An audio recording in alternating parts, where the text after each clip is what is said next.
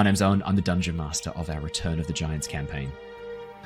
Hey guys, I'm Jared. I'm playing the character of Krasus, Antares, a Astral Elf Wizard. Hi everybody, I'm Michael. I'm playing Tetra e18, Circle Stars Druid. Hi, my name's Claire. I am playing Nauthiz, or Now, who is a Dwarven Forged fighter. Hi, I'm Ali, and I'm playing Lyra, the Eladrin Druid. Hi, I'm Matt. I'm playing Niles Silverwind, the monk Owlin. Hi guys, my name's Simon. I'm playing the character of Ember. He wants to be a master of wildfire, but does he have the skills to be best one? Hi, I'm Dave. My character is Harry Harrington the Harengon, a roguish merchant with a heart of gold. Hello! Hello! Welcome back, everybody, to Return of the Giants for a very, very special episode. We are so excited to have you all here joining us tonight, because this is the last session, for a while at least, where two of our lovely players will be able to join us, Claire and Michael. Claire, the one of the OG Lost Archives players who has been in every single episode pretty much, bar like one or two illnesses. Me and Claire... That time we went off to Tasmania. And that time you went off to Tasmania, that's true too. That's true. But, well, me and Claire were one of the first founding ones. You were, and apart from shortly after that, apart from Sai, who left and came Simon's back in the fold now, but me and Claire have been the whole way through. So and Claire obviously introduced us to her lovely man Michael, who was only going to be on as like a guest for one or two sessions, but we loved him so much we're like, stay here. That's how we all started. That's how you all literally all three of you started as guest characters. Yeah, actually, that's true. Michael, Matt, and Ali all started as guests. That's very fun. I do like to use that as a recruitment tool. And currently, one of our guests in Curse of Strahd, Josh, we almost lost him last night to a vampire bite. We almost lost him to a critical hit, and I was just sort of sitting there being like, oh no, how am I going to recruit him now? But it turned out Jared actually saved his life. He was wearing adamantine armor and had forgotten, which meant the crit didn't. I was sitting there, everyone was freaking out because he was literally going to be taken out in one shot with this crit. And I'm like, hey, he mentioned like adamantine like sessions back. Why has no one mentioned that? And sure enough, the most brutal death I've ever inflicted upon a PC was immediately reversed. Which is, I was literally partway through describing his character's death scene, and then Jared's like, hey, wait, you're wearing adamantine armor. It was just this pause. I'm like, please tell me that's true. Please. Oh my god. Saved by Keen Mind IRL. Yeah, exactly. Literally saved by Keen Mind IRL. So this is the last session where two of our lovely players will be joining us, Michael and Claire. We do have, luckily, our two lovely guest characters, Dave and Simon, who will be joining us as full-time characters. However, they're not joining us tonight, which is kind of hilarious. Poetic in a way. It is poetic in a way. Dave is going to be hosting a Matildas party. Obviously, the Matildas have their game against England tonight. We wish them all the very best, and we hope that they absolutely thrash England in football/soccer, whichever your preferred pronoun for soccer is. Or football. I have no preference, obviously. Simon has been caught up with his day job. Unfortunately, he may be joining us a little bit later. But I'll be honest, when he explained what had happened, Simon and I do the same job, just in different locations. It doesn't sound like it's going to be a quick resolution. So I'd say Simon might be running either very, very late or might not be joining us tonight. But that's okay, because this adventure started with these 5 characters before me. And for some of those characters, there's going to be a new adventure awaiting them. So, I think we should jump into the session without too much further ado. I'll do a quick recap for the last session, and then we will proceed. Now, previously, the Tempest Adventuring Guild, a name now legendary across the lands of Nostea, has formed a brand new team. Lyra, Tetra, Niles, Nauthiz and Krasus have been sent to the nearby settlement of Laspire to locate the hill giant fort recently seen flying overhead in the nearby area. Teaming up with Harry, a travelling Harengon merchant, and Ember, a Firbolg Druid, the group have travelled deep into a cave network to locate and rescue captured villagers from the town. With the assistance of Balthazar, a mage from Oxenfurt, the team were able to portal the villagers out of harm's way while they faced off against the cultists and their leader, a white crystal Genasi called Kavanus, who was very similar in appearance to Tetra. With the threat now dealt with, at least for now, the group travelled with the villagers back to a small encampment before deciding to head into the town once again to try and disrupt the source of the constructs, now dismantling the town of Laspire. Before they could enter the gates, however, a shadow passed over the sun high above. A large green dragon landed in the field next to the team. Atop its back, a rider dressed in a long green cloak. Yervith, having heard the team's call for help, had made his way over to offer assistance. With Yervith now running distraction on the constructs, the team made their way through the town and, after navigating the various environmental hazards, arrived at the mouth of the giant obsidian and electrum sphere, which they know to be the source of all of the constructs. Passing through a small opening, the team arrived into the interior of the sphere, a confusing network of gears, springs, and moving parts, seemingly bound by an internal gravity system. Harry decided to help himself to one of the crystals powering this sphere, but after he found himself unable to grab it, decided to shoot it with an arrow. This caused the crystal to detonate, damaging the party heavily and knocking Harry down to 0, incurring minor brain injury as a result. Once the party had healed Harry enough for him to walk, they navigated through the now defunct section of the sphere and reached the central core. We left off last session as they placed their hands on the central crystal dial. And that is where we ended last session. We are going to jump straight back in. As all of you place your hands on the central dial, the magnetic force from the implants in the back of your hands suddenly pulling you forwards, you find yourselves feeling a warmth, a gentle, almost like waves of heat rising from the ground, traveling through your hands and up your arms. That familiar sensation of the world fading away as your vision begins to tunnel down into a single point of white light, your hearing fading out until all you are left with is silence. Unlike previously, when your giant relics have activated, this time, rather than it being an unsure, confusing amount of time passing, it almost feels like instantaneous before you open your eyes and gasp awake once more, coming back to consciousness. You stand in the middle of a large square room, gears occasionally pushing through the walls, twisting in place before disappearing back behind again, pistons rising from the floor. You all look as your characters. There is no appearance of giants, there's no giant form that you assume this time. It is your own forms. In the center of the cube, hovering probably about 20 feet off the floor, I should say the cube's about 80 feet in each direction. Hovering about 20 feet off the floor is a figure composed of a central sphere covered in eyes, made of crystal glass, with a multitude of arms occasionally reaching out and adjusting these illusionary displays that hover around it.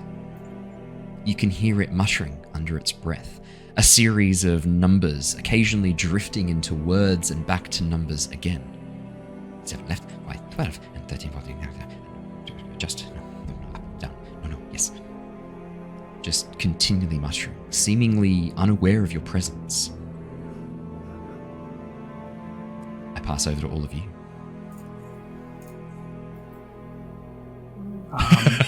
I love it when a description genuinely leaves them a bit like, huh. It's quite a good moment. I'm a big fan of that. Do we interrupt? What does it look like they're trying to do? Like, just managing data? Yeah, good question, Tetra. As you stare at the creature, composed of metal clockwork components, very similar to the giant forge, the specialized warforged designs that you've seen before. I'd actually say, in terms of appearance, most similar to Loki very heavy gear and clockwork construction, all encased in this central sphere with arms reaching out. You count 8 arms in total around the center of the sphere. Across its surface, many eyes composed of crystals of different colors encased in glass. And you can see that as each of the eyes blinks, the illusionary display held up in front of each eye will shift and change to a new one. The arms occasionally moving stuff, swiping, changing the location of the illusions, moving around. I'd say, given your understanding, Tetra, do you want to roll me a quick Arcana check? Sure.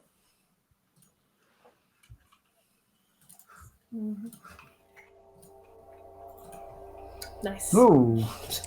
8. Tetra, you have no idea what is going on, much like some of the audience right now who are joining us for the first time. Oh dear. You don't understand what this magic is. The illusionary displays kind of make sense. You've seen illusions used to depict things before, but this creature almost seems to be interacting with the illusions, not just shifting and changing them, but using them to shift and change other things. You watch, Tetra, as one of the illusions is rotated, a huge piston lowers down from the ceiling with a hiss before rising back up again, seemingly having no effect that you can discern. But the creature nods as it sees this. Yes, 12 degrees, back 13, and just continues muttering under its breath. I shouldn't say under its breath because it doesn't have lungs, but you hear it sort of muttering quietly to itself. Wave, just be, hello, I think we're lost. You watch as the entity spins slightly, looks, and goes, sort of rears back for a moment. Entities inside the chamber. Another glitch. Report to maintenance and take over. Sort of then pauses again for a second, looks back and goes, refresh. I'll do an awkward wave as it's trying to refresh. Refresh. Hi there! Hello? We don't mean you any harm. I don't think we're, what did you say, a glitch? No, I think we're quite, am I corporeal? I think I am. Yep, I mean, See if I can put my hand through someone else. No, yep, you just, whoever you're testing that on, you just poke. Whoever it was, you just go right on their face with your open palm. The entity wizard frail body sort of ow. You watch as Krasus loses 3 hit points and drops to 0, that being his maximum HP. Okay. The entity pauses for a second, and you watch as all of the illusionary displays around it suddenly blinker off. The massive cube powers down. All of the gears slowly stop spinning. The pistons cease. And the entity immediately hovers towards you. One of the arms reaching out to sort of... Who was the last person who waved? Yervith was the last person who waved, who then said, I believe I'm corporeal. Niles. Niles, sorry, not Yervith. Yeah, Niles, thank you. Niles. The entity reaches out, grabs you by the arm, immediately letting go and moving back and going, I am not alone. Entities in the control room. It's unprecedented. Greeting. Analyze greeting. Hello? And it waves exactly the same way that Niles waved. I take it you don't get many visitors by the looks of things. It has been 8 years since last contact. Oh, that's quite a long time. Okay. What is your name? I have no name. Designation only. Sphere 613. Oh, you're the sphere. Hello. Hello. Okay. That You are not giants. I do not mean to be rude. This is just an empirical observation. What are you? True. Well, I'm an Owlin. I have wings and lovely plumage. Not to be confused with any other humanoid. For podcast listeners, Niles opens his wings to show off his full, beautiful plumage. The entity sort of like, again, these unblinking crystalline eyes engaged in glass just sort of turn towards you and watch this. There's no face to have any expression. In fact, the eyes that cover this creature seem to be the only external source of sensory input that you can see. There's no mouth. The voice seems to emanate from inside its core, inside the very center of it.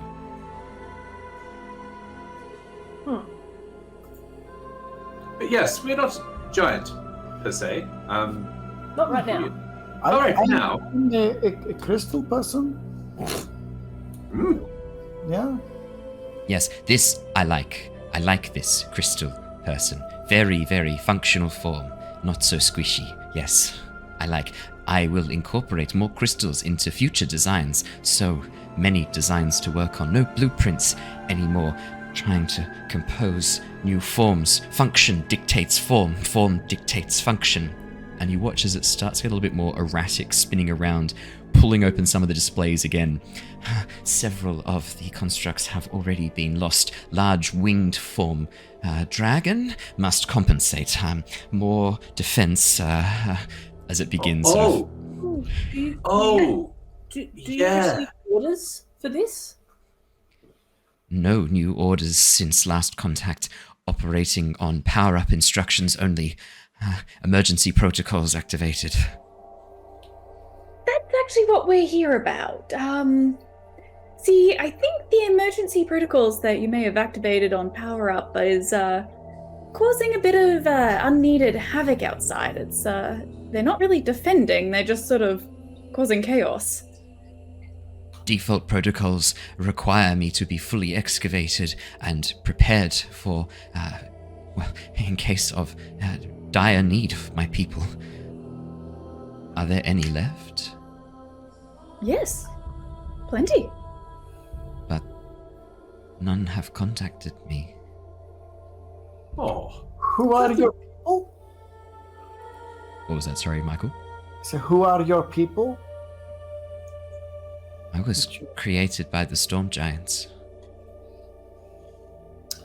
We know. Are you a Felidon? Oh, sorry. You go, Claire. And then Ali. Now just said we know the Storm Giants. Sometimes we are one. I am one. Statement requires clarification. Now holds up the stone. Implant. Yatstov. First generation. Very interesting. These should not be inside your bodies. Very unhygienic. Oh. I try to keep it clean. Crystal one, fine. No squishy bits that change and go smelly. No, these flesh ones, very unhygienic. Why did you place such items within your bodies? We did so involuntarily. Corrupted, I sense. Problems with your interface. I cannot repair. Apologies. I myself have suffered many failures. Oh, I wouldn't say that. I'd say you're doing a very good job. This facility is currently operating at 17% capacity. This is far from adequate. Oh.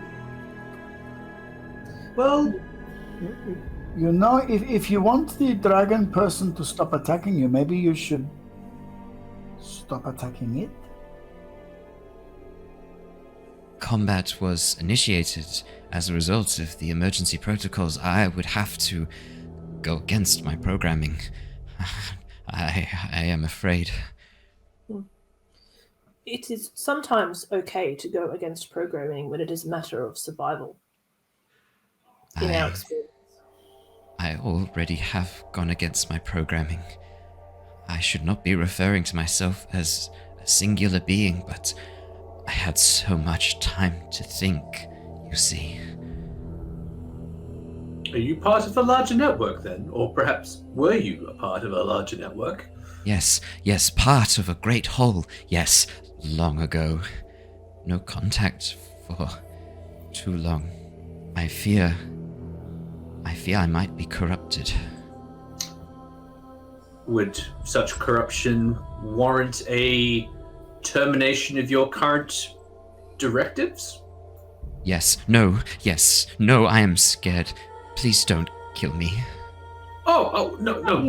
We're not here to do that. Merely to see that you cease your current directive. Perhaps power down for a little while, take a nap, take a breather. Power Could we down. reprogram you? You What? could reprogram me. But would I still be me?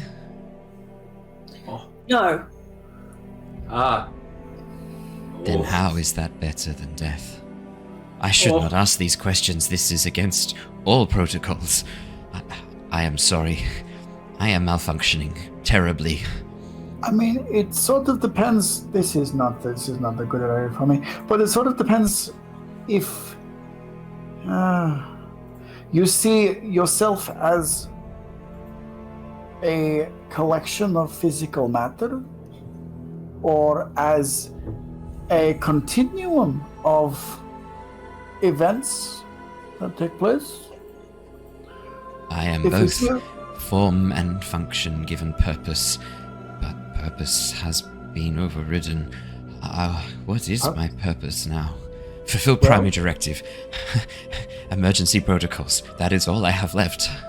Perhaps your purpose is to find a purpose. Profound by my friend here. The entity pauses for a moment. It is possible to find a new purpose. I can confirm that. Okay. I was once part of a larger collective too, and often I get confused still. But if you find a new group with a new purpose, it will be okay. How do I find new group? You are new and a group. This is an objective fact. Yes. It is indeed, yes. I will join your group. Yes. Yes. That is fine. Does anyone Perhaps. roll anything? Perhaps. We don't need super to. well. We don't need to roll dice just yet. I'll let you know when we do. Can I ask of your creator's name? We know of Sinmare and Galadon. Were your creators them or someone else? I do not know who created me. I was copied from a larger network made long before. I am just part of a whole system. But since I have been separated, I have been referring to myself as first person singular. Oh, That good has for you. I'm glad that you seem to be Individual. well on your own and striking it out. Doing your thing. This is an objective falsehood. My capacity has dwindled, my functioning broken. This is not how I should be operating. Well, that's just because your unit of measurement might be off. I mean, who defines what is your optimal capacity? I mean, if you are now a singular first person, then you decide what your optimal capacity is. And if, 17% is, what you're currently doing, then I think that's fine. I'm definitely going to get a persuasion check for that. That's It great. was very nice. Very nice. Should have advantage. Yeah. Hang on, nope, sorry, that's the wrong character sheet. Because sometimes that's all we all need to hear. That's a natural 20, so Damn. don't even worry. That's a natural 20. We're making friends with the 8-limbed metal man in the ball. Yay! The entity pauses. This has been accepted as new parameters. I am running at 100% capacity. Yes! Yeah, you go, Entity 631! I don't know if that was actually... You are very capable. That was correct, Matt. Yes. What are my new orders? I think. Is there anything? Well, I was going to say, I think the first order should be just to, put a pause, put a time out on the on the mechanical creatures that you seem to have activated. I just put a little pause on that one. I am unable to deactivate the emergency protocols. They have taken control of most of these systems. I was holding them back, but since I have been talking to you, the system has been running on its own. Oh dear. Oh no. How about I'll have a go. We can run it for a minute while you decide what you want to do. That is an objective falsehood. Okay.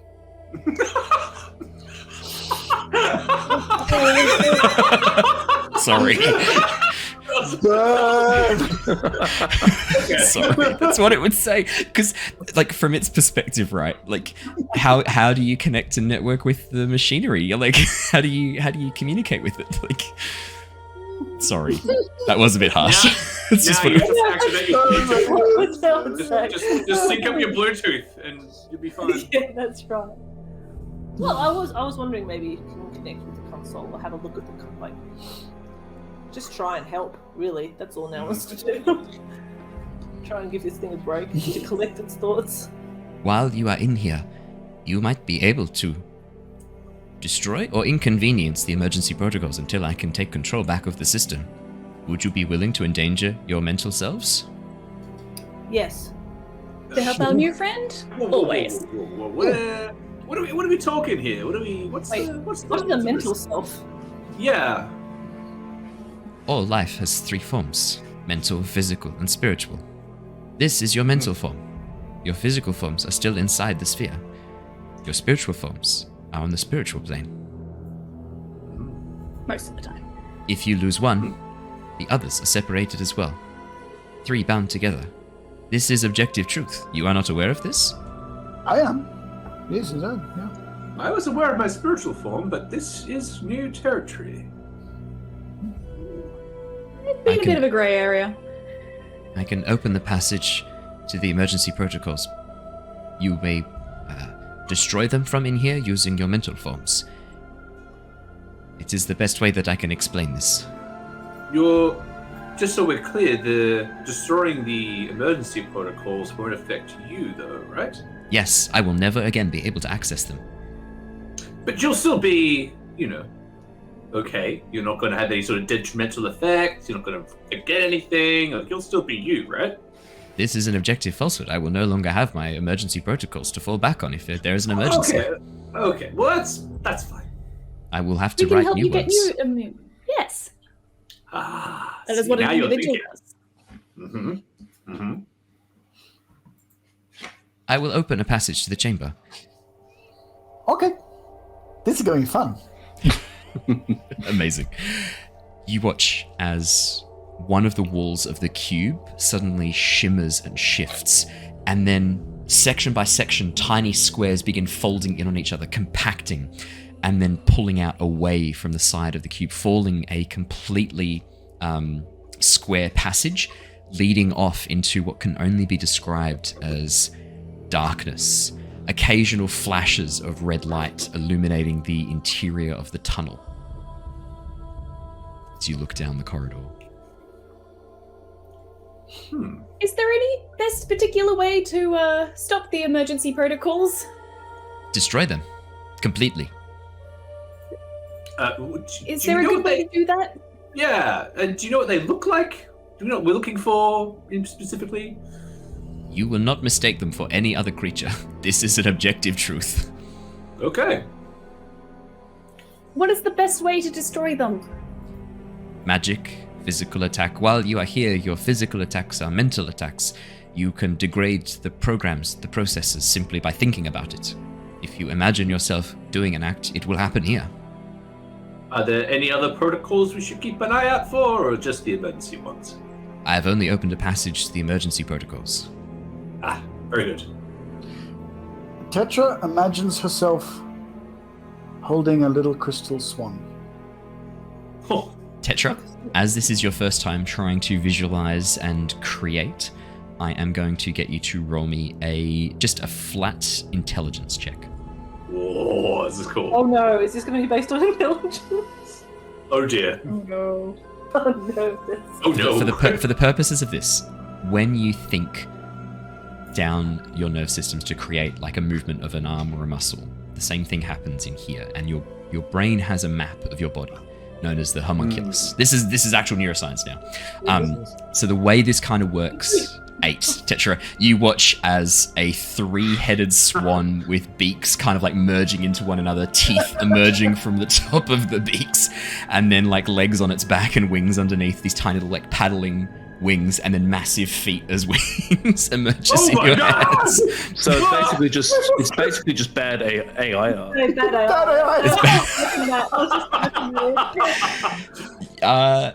Yeah. The prompt wrong. Yeah, I'd say that's probably fair. Yeah. Yeah, so the way this kind of works is like your normal attacks, it's as if you're using your physical bodies, because your mind knows what your body looks like. It has a mental projection of you at all times. That's how proprioception kind of feeds into your brain's understanding of your body. When your mind is separated from your body, again, this is no longer real neuroscience, because we can't do that in our world. But as we move into fantasy neuroscience, as your mind is separated from your body, you still remember what your body looks like. So you'll still be using your normal stats, your normal rolls for everything, and it's as if you are doing physical attacks. But the way to kind of imagine it is you using your mental constructs to destroy and break apart the program, because that's what you're intending to do when you attack it with an eldritch blast or with an arrow. It's the same thing. You're sending an intention of break apart this program, destroy it, and that's how it manifests for you in your perception. God, we're getting deep into some pretty like. Wow. You're here for it, great, fantastic. Here for it. Yeah. As long as someone is, then that's okay. Brilliant. That's what you see ahead of you. The tunnel leading down, flashes of red light occasionally illuminating the darkness. Okay. Can I imagine just like a light, just like either, the light spell or a torch or something to make it a little bit more well lit? Do you have torches in your pack? I think so. Let me have a check. The question is, if Lyra yes, doesn't... I do. Okay. The next question is, does Lyra remember that she has torches in her pack? I would say probably yes, given that you probably only packed them yourself or checked your pack that morning. Yeah, Lyra, as you reach around to your pack, the torches are there, and as you pull them out, your flint and steel's there, you go to strike it. What's weird though is it's one strike of the flint and steel, there's no sparks, and the torch is suddenly alight with a flame that's been burning as if it was there the whole time. Because when you imagine the process of lighting the torch, you're focused on the outcome rather than the process, and so it's much, much quicker in this realm. Lucid dreaming. Yeah. So does that's the basis for this entire thing. Awesome. Okay. So does anybody have a health potion before we Yeah. go in there for a fight? Just quickly. Yeah. Yeah. Can we imagine that? Can you imagine health potions? That's going to be an intelligence check. Flat intelligence check. Oh, I have a potion of healing. That's more than fine. Oh, yes, you have multiple, right? No, I only have one. Perfect. Love you, Krasus. I will give it to Tetra. Okay. So that's 44 plus 4 or? It's a regular healing potion, isn't it? So it's 2d4 plus 2. One, yeah. 2d4 plus 2. Oh, does anyone... Oh, I do actually have a healing potion as well. Hang on, not Harry, sorry. Ember and Harry, who are both with you, both looking very confused at this point. I'll do their characters. Ember does have some healing spells as a druid, I'm pretty sure. So Ember will quickly try and heal you guys up. I would love to hear that. I just realized I'm on 8 HP, so... Yeah. I Harry really fucked you guys up last session. I was actually lower as well. I think I was on like 2 HP. Okay. And then I had Ember can heal you. Ember, I'm gonna rule that Simon is going to, as his character Ember, he has 3 uses of cure wounds. Who needs cure wounds? Definitely. Okay. Yeah. I'm gonna say that. I could, but I'm probably the lowest priority. Okay, so for Ember's cure wounds, one person can regain 11 and another person can regain 11. Perfect. I literally rolled 1 cure wounds of 11 and then a roll of 4 and a roll of 7. So one person will get 2 cure wounds, one person will get 1. So 11 to whoever needs it. So it sounds like Tetra and Niles. Yeah. Okay. Now and Niles. Oh, now? Yeah. Ember I was gonna and try Oh, so you go. Sorry. Go.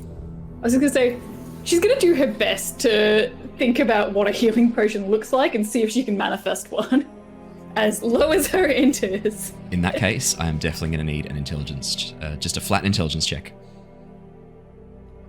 Oh no. 4. You manifest a red potion in a glass vial.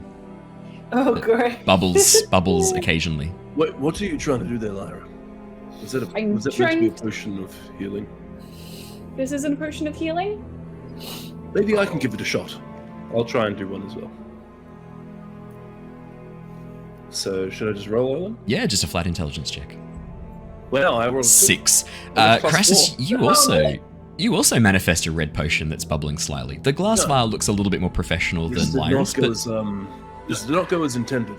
It looks Niles is fun. going to try something different. He sees these potions being popped up, and he looks at them and goes, I wonder. And he closes his eyes, and he tries his very best to try and remember his stillness of mind training as a monk. And he tries to imagine himself not being injured. He tries to imagine himself as a rock, as a mountain, a strong being. I'm going to warn you that if you roll poorly on this, there could be some unintended consequences. Okay. Well, we'll see how this goes then. Let's go. I love this. What am I rolling? An intelligence? Yes, just a flat intelligence, please. -1, baby. Let's go. How can this end poorly? 14. Niles does not turn to stone. Amazing. Which I'm going to let you know now. If you'd rolled below a 3, so 1, 2, or 3, you would have been petrified for 5 minutes. That would have been fun. 5 minutes. That's generous. Niles, as you concentrate, well, I mean, I could have said forever, but that's a bit of a dick move. As you, and also there's no sense, there's no reason why that would happen. As you concentrate, Niles, and focus, you have the sudden and startling realization that you're not in your body right now.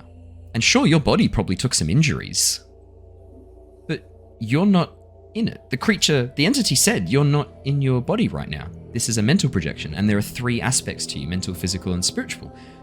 Well, as long as your mind didn't take any injuries, you should be fine. You shouldn't be hurt at all. And with that realization, Niles, you regain 12 hit points. Yay! Very nice. Amazing. Okay. There's no physical change to Niles. None of you have manifested here with injuries because none of you have had a chance to kind of internalize those and see them as part of your body. Any old scars or things like that your body has had time to kind of identify with and your mind has sort of recognized as being a part of you, any of those appear. So for now, all of your wounds are there. Some of the cracks that you might have sustained are still there that you associate as being part of you. But any new injuries, recent injuries, they're not visible on you at all. Yeah.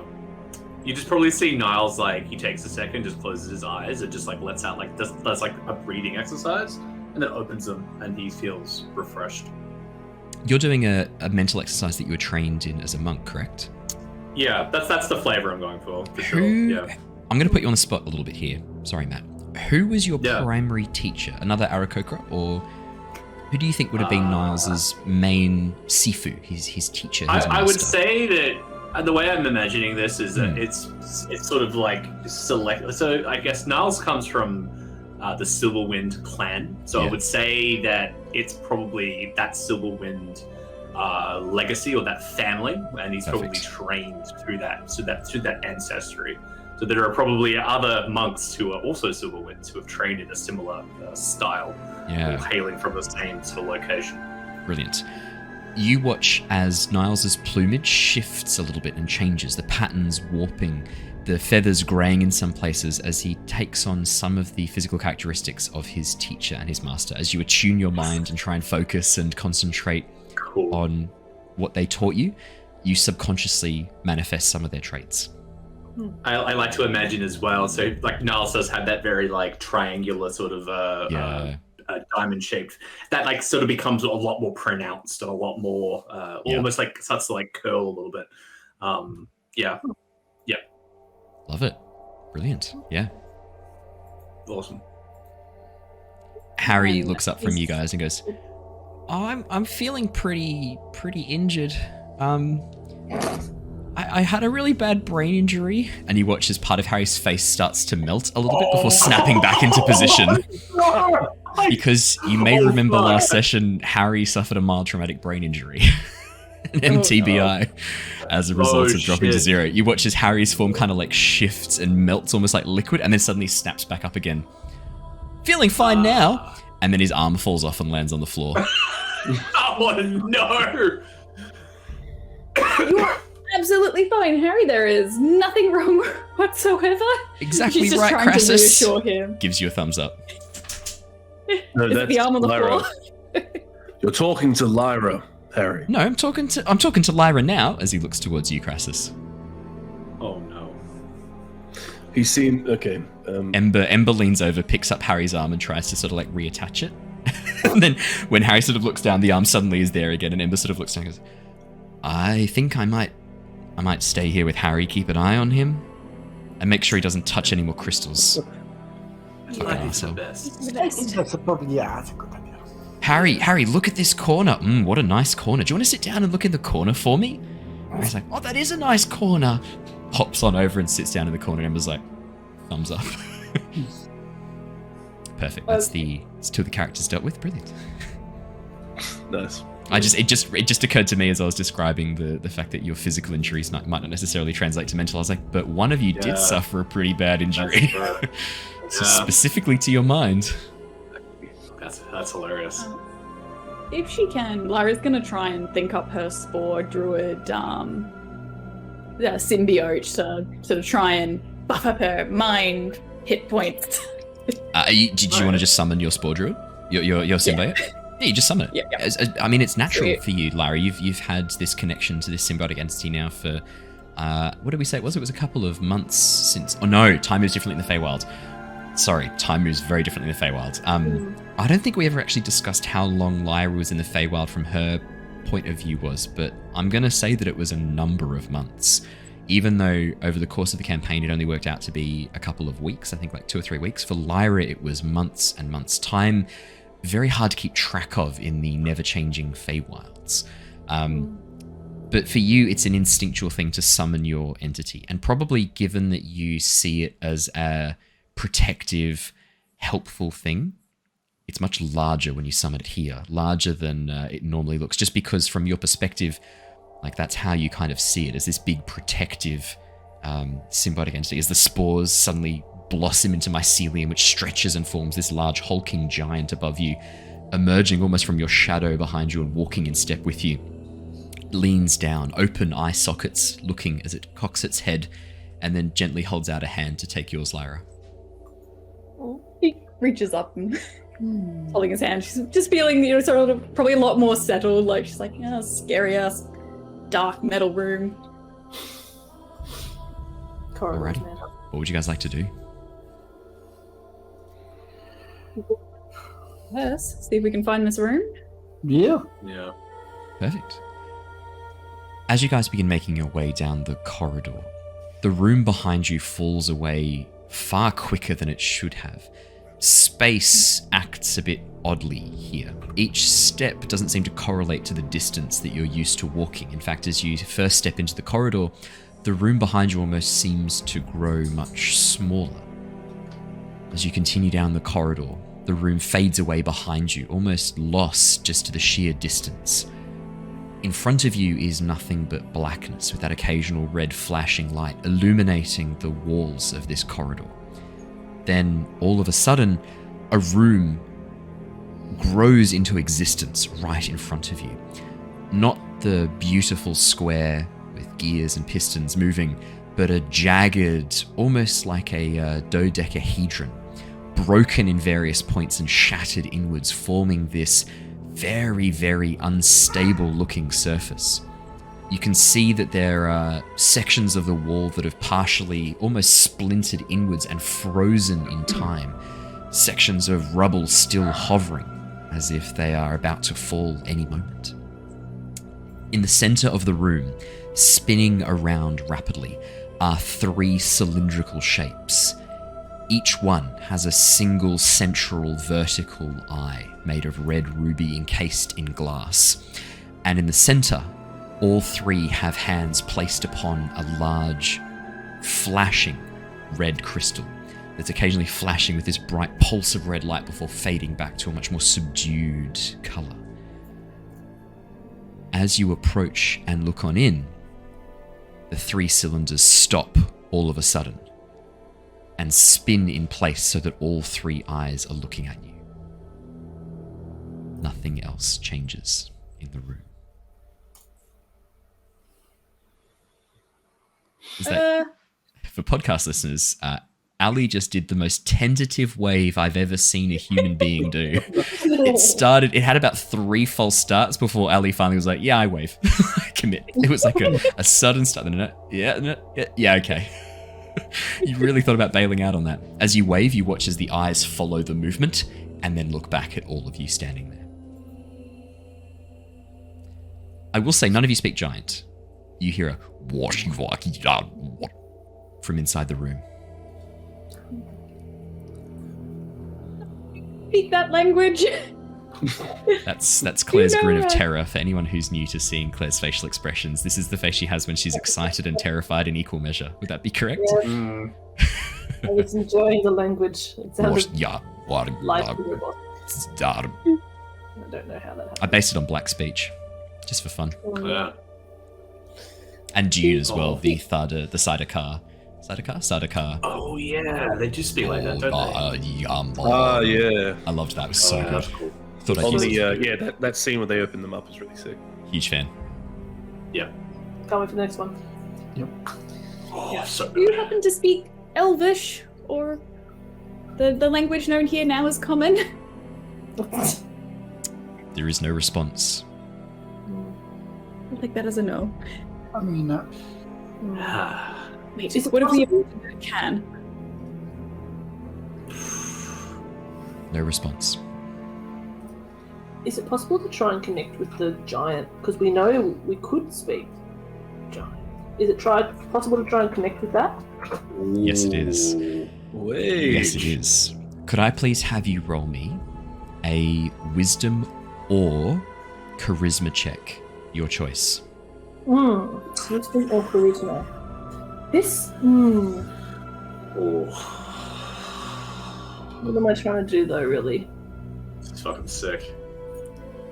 I think now we'll be trying to access that personality, that actual organic person that they were. So this is big charisma, I think. So your giant connection, Claire, is Hudvar, the storm giant. Yeah. Storm giant. 18 Ooh. now. Not bad. As you focus, you don't really have eyelids to close, given that you are a animated statue covered in runes. Yeah. As the light in your eyes dims to a point as you approximate closing your eyes, and you focus inwards, you feel that connection to that creature, to the storm giant Hudvar. I mean, you've been this person twice now. You have been this person.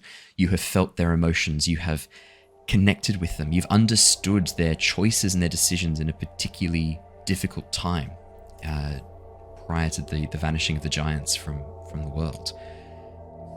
There's a brief moment, and then all of you watch as now suddenly begins growing in size. Stone turning into flesh as you become Hudvar.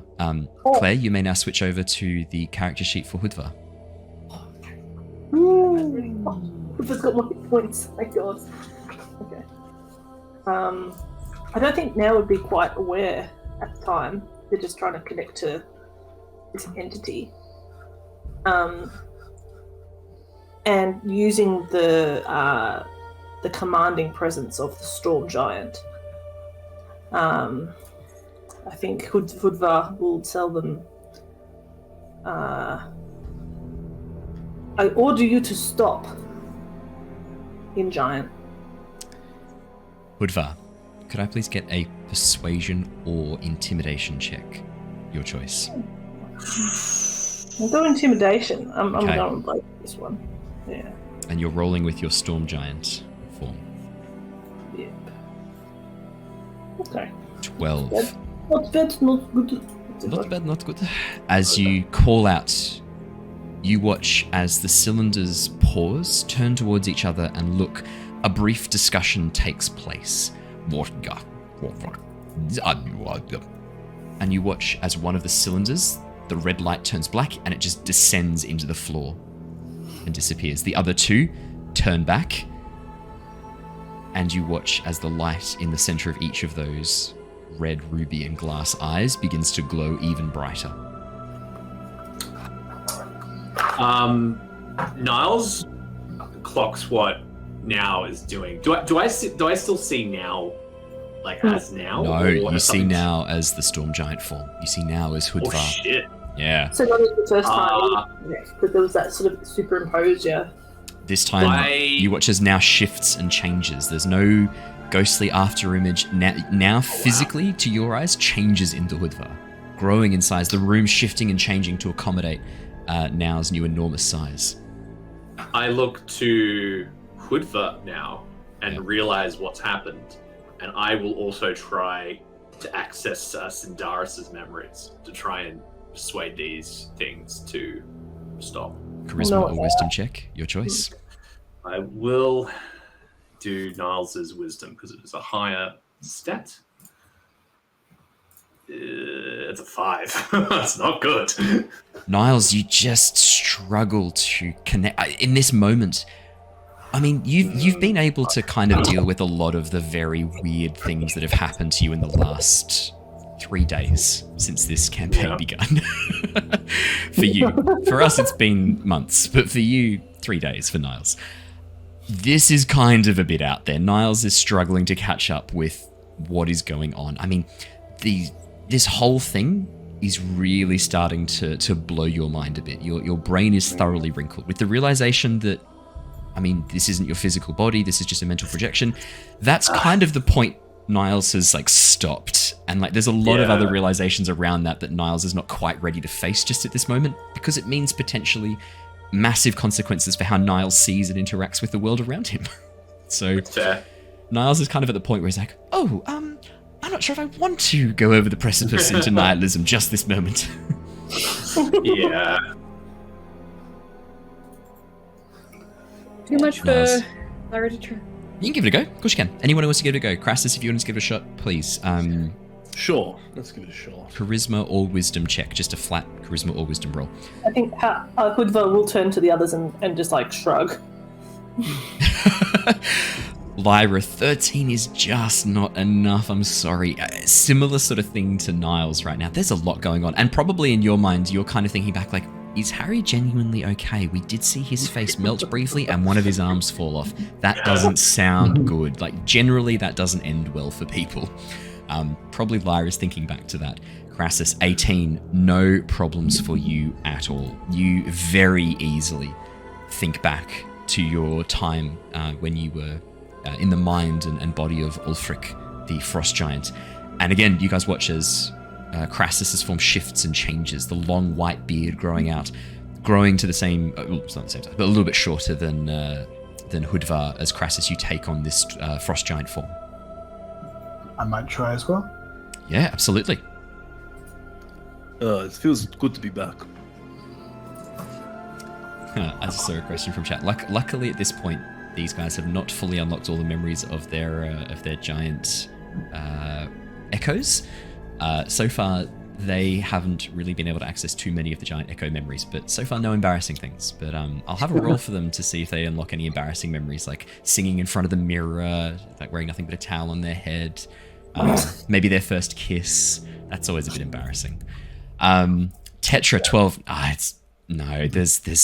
This is so weird. This is so alien. And as well, I would say for Tetra, there's another element as well that's going on for you. That phrase that you uttered and you heard for the first time only recently, being in here? It feels echoes of it. Yeah, something about that. I mean, this idea of being separated from the mind, body, and having this, but like that, none of that was new to you. You knew this. You don't know how you know this, but the idea of a mental projection existing outside of the body, that just made sense to you. And I suppose Tetra's, without access to all of your memories without knowing much about your past, you find yourself kind of moving back to that. There's something there for you, something important, something about who you are fundamentally, but you're struggling to grasp it. But no, so currently Krasus and Now are the only ones able to call upon their giant echoes. Krasus and Now. I should say Krasus, what would you like to do? Alright, so Hadvar tried to communicate with them, was it? Yeah. Was that the intimidation? Was Ordered them to shut down, gone. and one of them did, from the looks of things. I don't even really know what they do. Yes. This is quite a little bit different.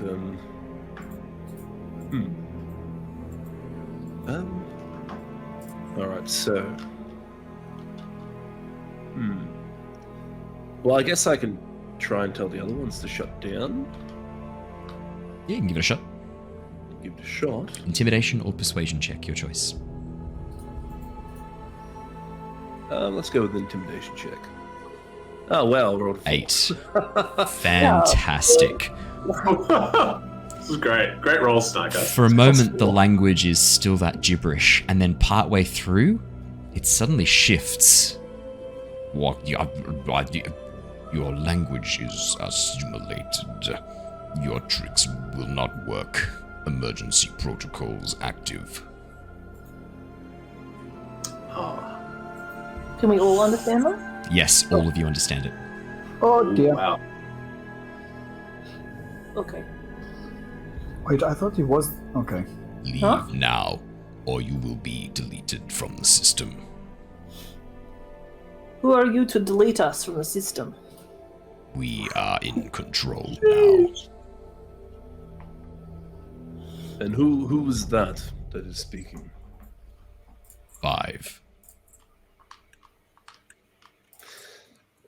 Okay. 4. I believe it is us that's in charge of the system. 3. 2. Okay, no one's going to do I am anything. impervious to all damage. I'm going to throw my great axe at one of them. That's going to be initiative, everybody. None of you did anything while I just casually counted down gently from 5. Well, I did say I would throw my great axe at one of them. You throw your great axe, you can have a surprise round off. Yep. And you said you were impervious to all damage. Niles, I'll throw a hand axe. I'll throw a hand you axe. don't get the sense that's worked. Damn it. As you say that and manifest your destiny, the problem is, right, you can say that as much as you want, but in your heart, do you really believe that you're invincible? Do you really believe that you're immortal? Because you've got decades of evidence saying that you are very mortal and very vincible. Yeah. We're not there yet. That's an extra level of creative thinking that I think Niles will that's explore being able to almost down the completely line. deny. Oh, no, I didn't do your tokens. I'm so sorry. What I'll get you to do is if you just right click on your tokens on the current map that's up, I'll quickly add all of you. Damn it, I hate it when it does that. I'll just add That you is in. Oh, hang on, they're popping in. Where am I? Oh, looks like they have worked. Okay, great. No, sorry, they have worked. So Niles on 15.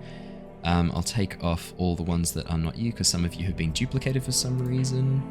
Krasus on 7.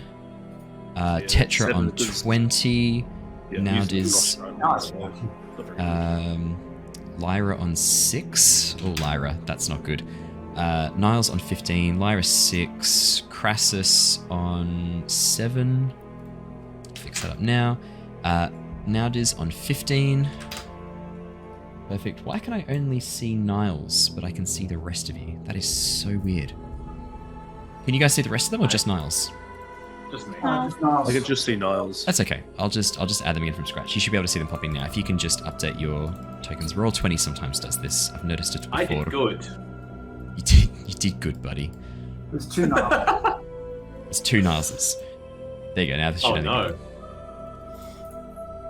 There can only be one. Can you see that now? Is that better? It's not better. No Tetra. Okay. So, no Tetra. Let me add Tetra again. Sorry. I hate it when Roll20 does this. That's better. All right, you should be able to click on your tokens and also add them in. If any of them are not working, let me know, and I will quickly update it right now. Whose has not gone on? It looks like Tetra's hasn't gone on. Okay. Should our giants be level 3 or 4? Your giants should be level 3, I believe. If I'm not mistaken. That's great. That's what I got too. Perfect. And Tetra, what was yours again? Yours was 20 Tetra. Oh my god, killing it. Oh yeah, because you're doing your giant stats for this fight, because you're the giants at the moment. I am the There we giant. go. Alrighty. Really adding Perfect. sorcerer spells. That's it. Alrighty. Here's how this is going to work. As the entities count down, as the emergency protocols count down to 1, Krasus, in the form of the giant, suddenly throws his battle axe just across the room. You have a surprise round, Krasus, and then we will jump into the normal order. Yep. So I'm going to use my hand axe. Sorry, Owen, can I use a line to go ahead of the emergency protocol B in the initiative? Of course, you can use your way of sympathy. Yes, absolutely. Hey. So where would you like to be? You'd like to be Above emergency protocol B in the initiative, so I'd be second. So you want to. So basically, you want to match your initiative to theirs using way of sympathy. Oops, sorry, that's not right. I rolled a net 1. Sorry, I'll fix that up. It'll be a 16. Wow, I'm not rolling very well. So, for those of you who are excited about homebrew monk classes, Matt is playing a homebrew monk class called the Way of Sympathy, which is all about connecting with your opponents, understanding them, and then utilizing their strengths and weaknesses, as well as imposing strengths and weaknesses. So this one, this is called Synchronize, I believe, this ability, if I remember correctly. And that's how Niles is sympathetic. That's how Niles is sympathetic, just waving his hands up and down. Yes, this is Synchronize, which allows Niles to change his initiative to match an enemy, or change an enemy to match his initiative by spending a key point when combat begins. So, fantastic. And I can choose if I go before or after. Oh, Krasus, buddy. As you're in the mind of the frost giant, the body of the frost giant, you just pull out a hand axe and throw it across the room. It spins end over end and then suddenly freezes in place, hitting one of these areas of time stop around the edge of the room. As the entities turn towards it, one of them fires a shallow beam of red light, and you watch as the hand axe turns to dust. Oh, right, okay. Cool. Tetra, you are first cab off the ranks. Okay, that sounds fun. So I think... Okay, these entities, would you consider them flying at all? They are hovering above the ground, so yes, I would count them as flying. I would.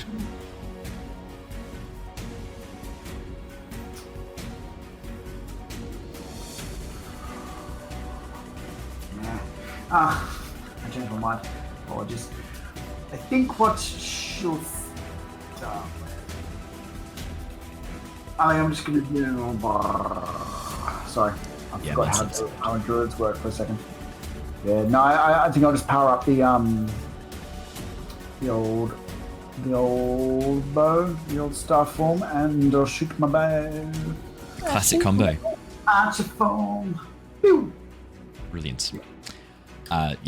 Make me a ranged attack using your starry form as you watch Tetra's lights connect into the constellation across your crystalline body, and you form yourself into the starry form. So, but in sort of a little bit weird, so I was trying to think of this, and normally her crystals will be sort of like, they're out and they're there and they're showing and stuff like that. At the moment, they're capped with what would seem like almost like you've got like a gold liquid and just drip them on top and let it run down and then freeze. So they've got like this little strange little crown on the top of them. So the light that shines them will have a gold tint to it. Spell check. 23. Nice.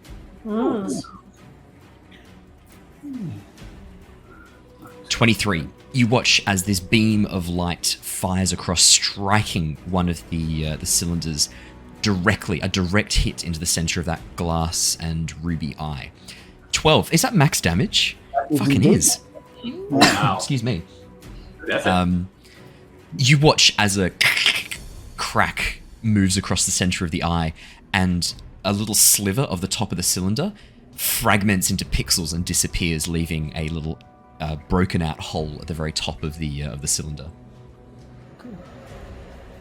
All right, that will be her action bonus. So she'll just sort of slink to the side and just trying to put a little bit of space and not appear in a line in front of this. Yeah, that's fair. That's very fair.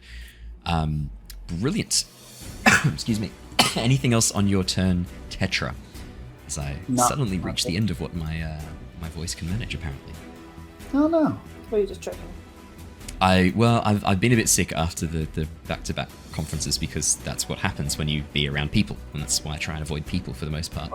And it has now taken its toll. I've had a bit of a cough. I've managed to control it quite well with beer tonight, but the beer has almost run dry. So, and it's obviously the approved TGA approved method of handling an upper respiratory tract infection, but unfortunately, running. Well, low. you know what that means. It just means you have to have another beer. I just need to have another beer. Exactly right. Words of wisdom that I live by. I've never found that statement to be an untrue statement. That is an objective fact.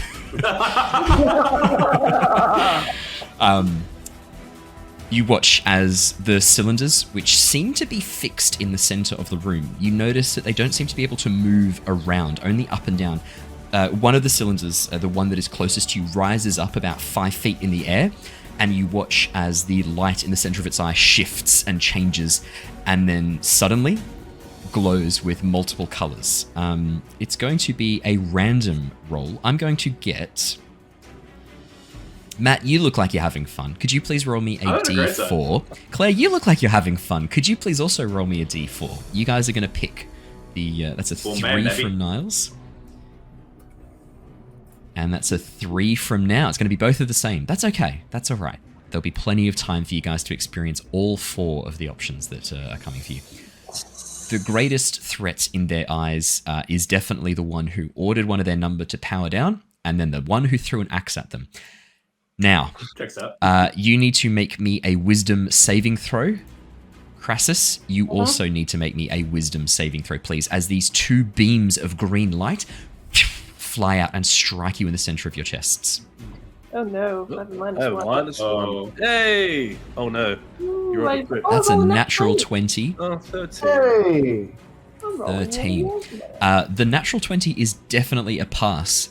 The 13 is the DC. Oh. Yes. All wins. For a brief moment, both of you feel this overwhelming fear. This thing in front of you, this being made of metal. I mean, you're not even sure if it's made of metal. Does this thing even exist physically? What can this thing do?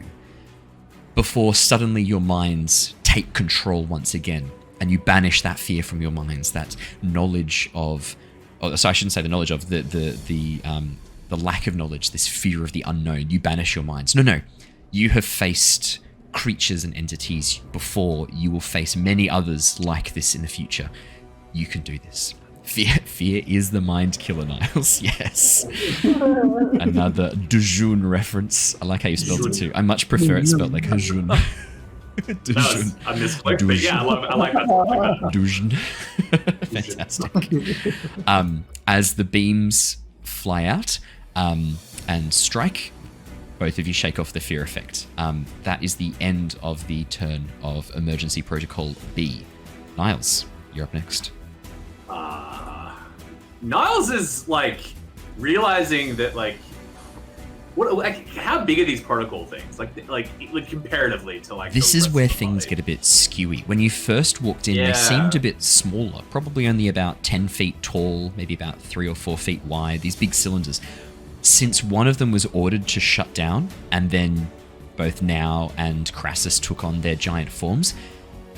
You don't know if it's a trick of the eye, some matter of perspective, but these things seem a lot bigger. We're talking 25, 30 feet tall, easily 9 feet wide. These things are much bigger than you assumed a second ago.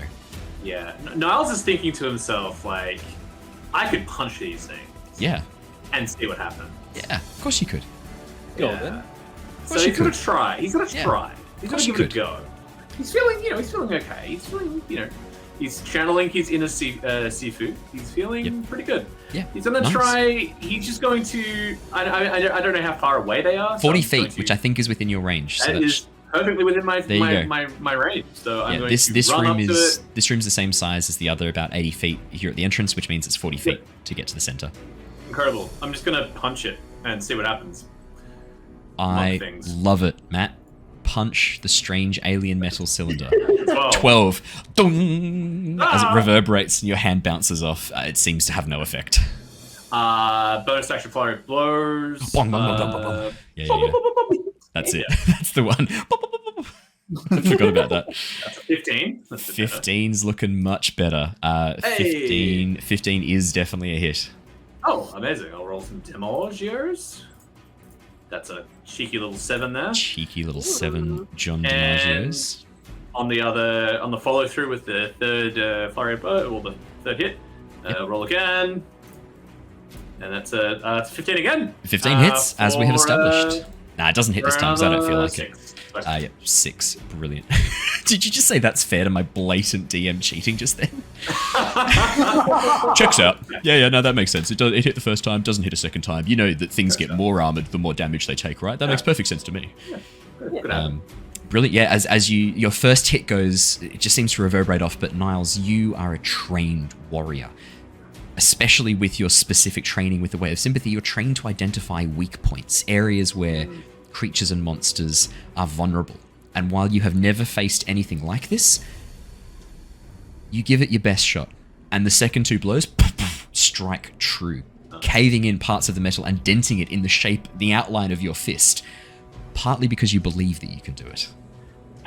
Niles also thinks back to a time, again, very much reminiscing on times as he in his training, striking like a very hard surface, like over and over again for hours to hone my talons, my striking fists, well, my striking talons, not fists, because I don't have hands. But yeah, he imagines his training and striking this very hard object. I imagine like a very large tree trunk, so not quite the same material, but again, that same repetition. But you remembering that? Something about that kind of imposes the same rules on this creature.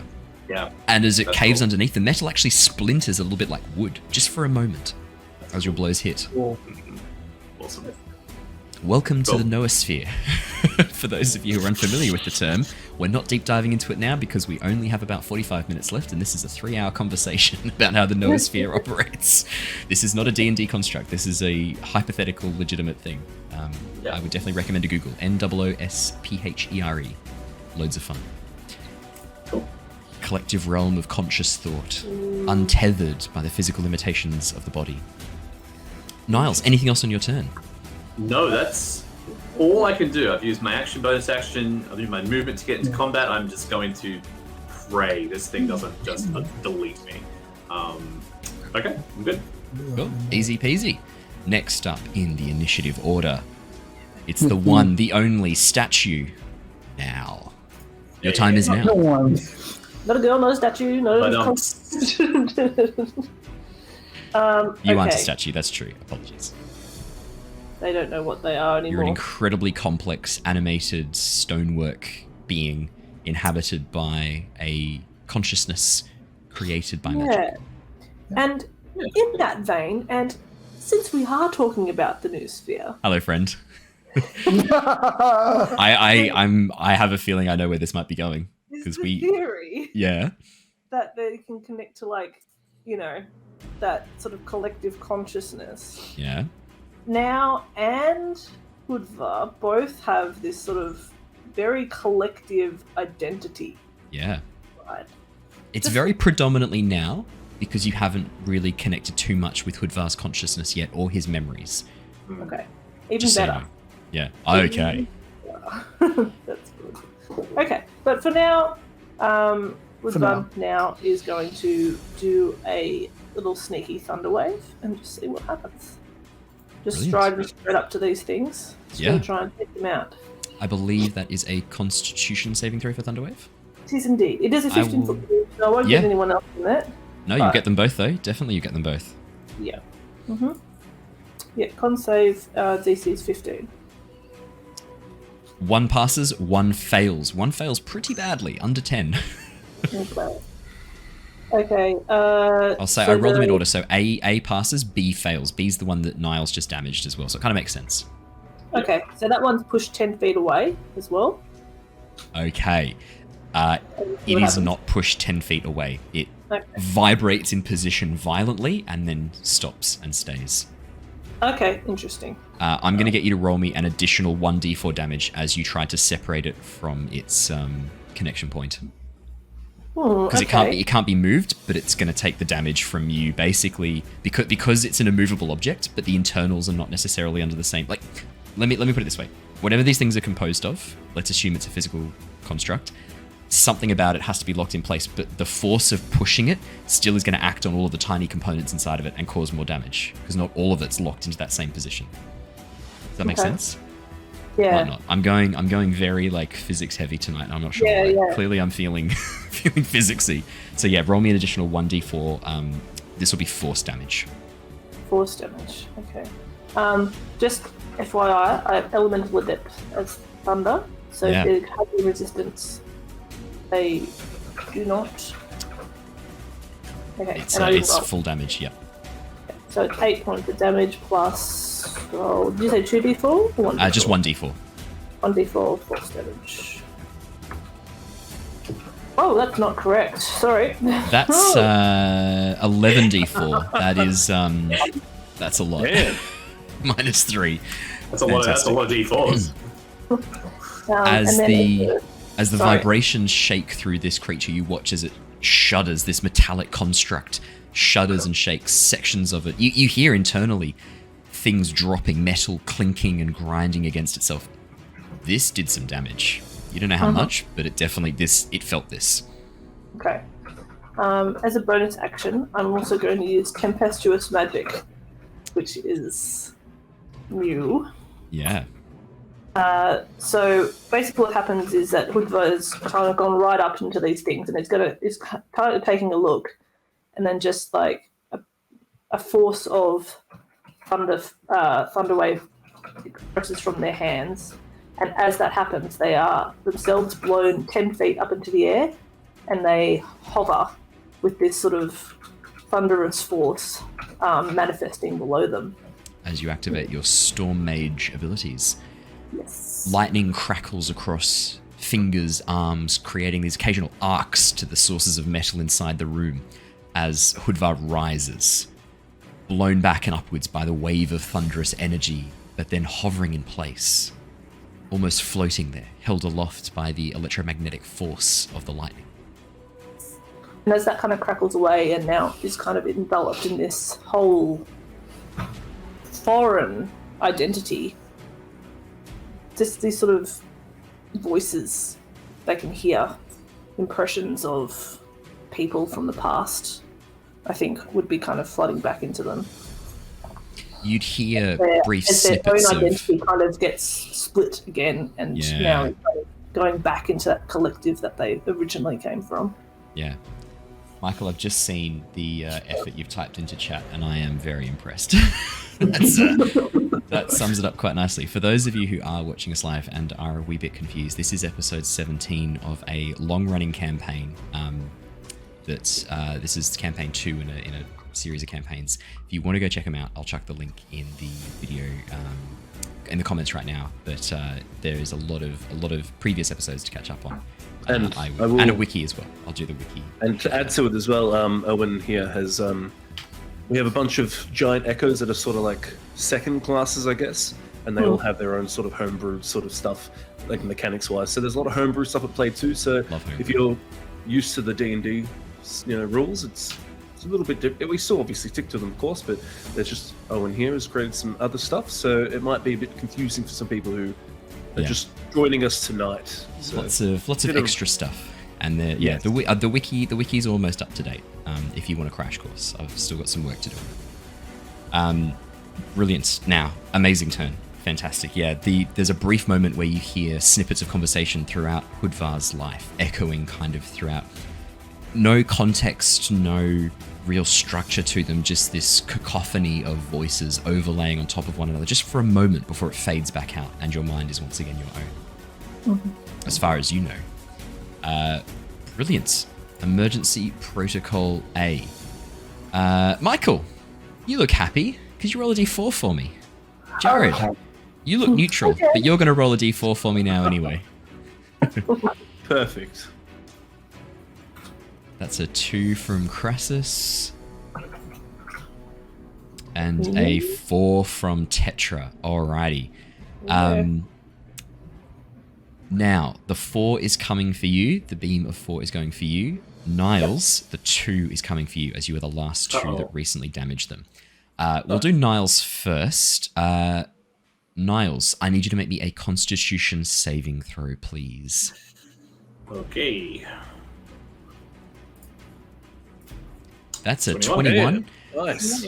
As this beam of light flies out from the center of one of the cylinders, for a moment you feel your form seizing up, your mind no longer able to direct your movements. But again, you know that this isn't your body, and you shake off this effect, this temporary paralysis that seemed to take hold of you. For now, this is not much fun. Now I need you to make me a Constitution saving throw, please. Yep. Okay. Actually, you're stoned. Boy, I've just rolled the damage for that. I'm not a stone. I am a storm giant. Storm Oh, you're a giant. storm giant, though, aren't you? Which is still okay. 25. Yeah, 25. Hey! 25 is a pass. You are going to take half damage. You would have taken 22 necrotic damage from this. Instead, you are going to take half, which is 11. As this beam of sickly black light flies out from the center of this crystal and strikes you in the heart, black lines begin moving across your body as you feel your life essence being sucked away by this creature. Okay. That is the entity's entire go, as it cannot move. Krasus! Perfect. I'm going to go and help out Niles hit some stuff. Hey. Krasus is going to sort of look at the massive body he's in with the massive great axe that he's holding and go, I don't understand any of this. I'm just going to take the wheel. And he's sort of just going to let himself sort of fall back in the mind and let the giant sort of take control of the massive body. Nice. He'll let out a massive shout, a roar into battle as he does a bonus action rage. Love it. Now, Owen, I remember you actually sort of saying that we were able to add the new feats into our giant classes. So when you synchronize with your giant echoes, when you're able to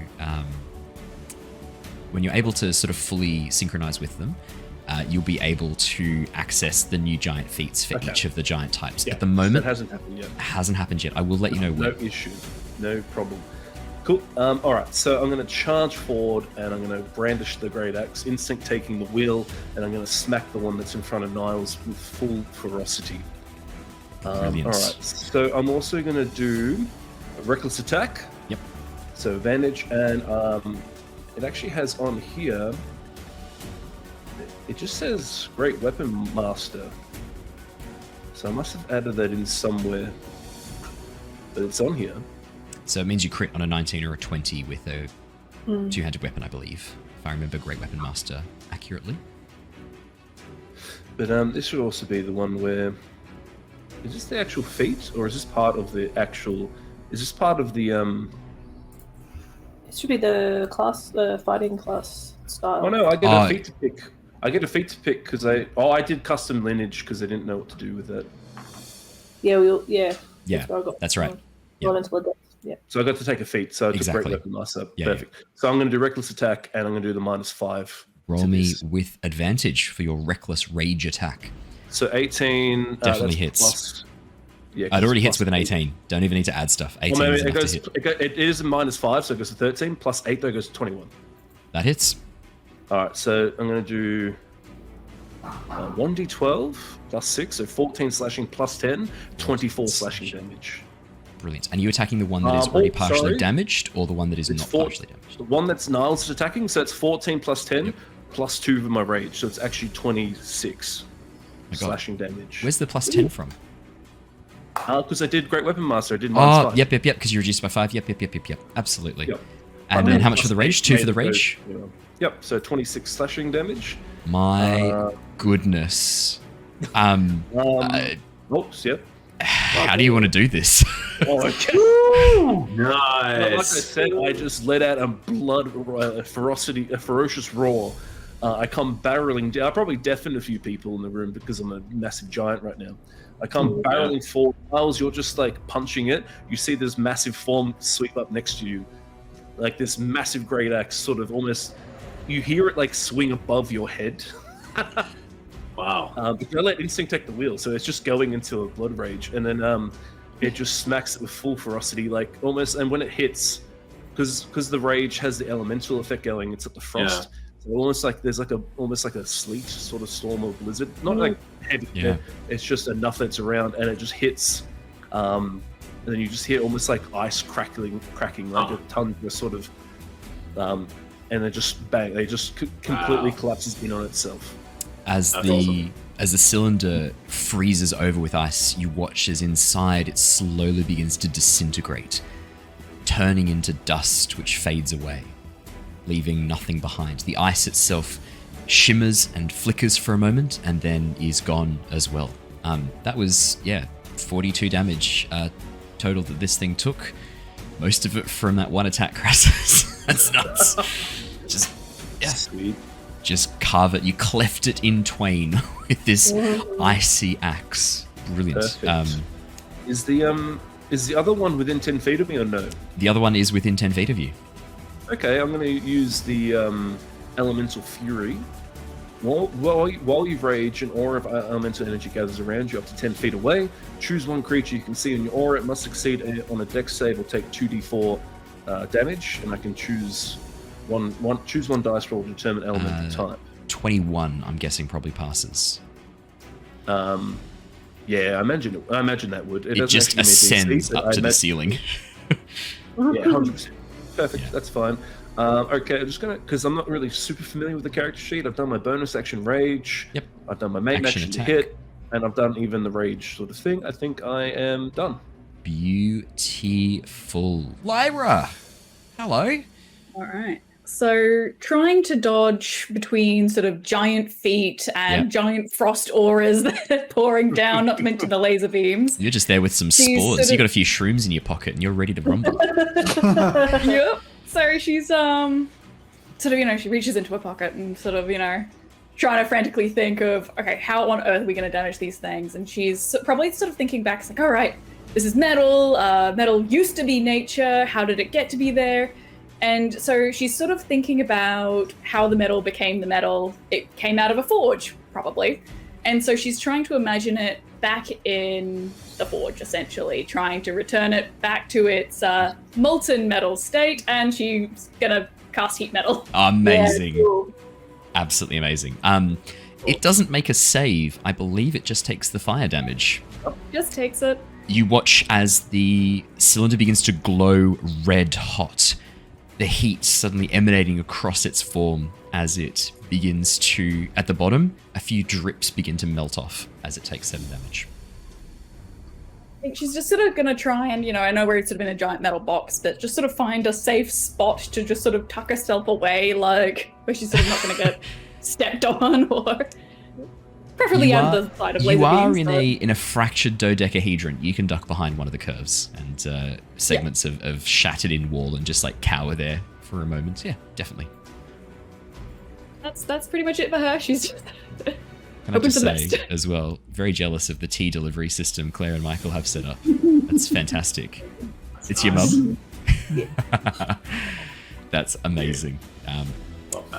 I can see now, Claire, where you got your tea proficiency from.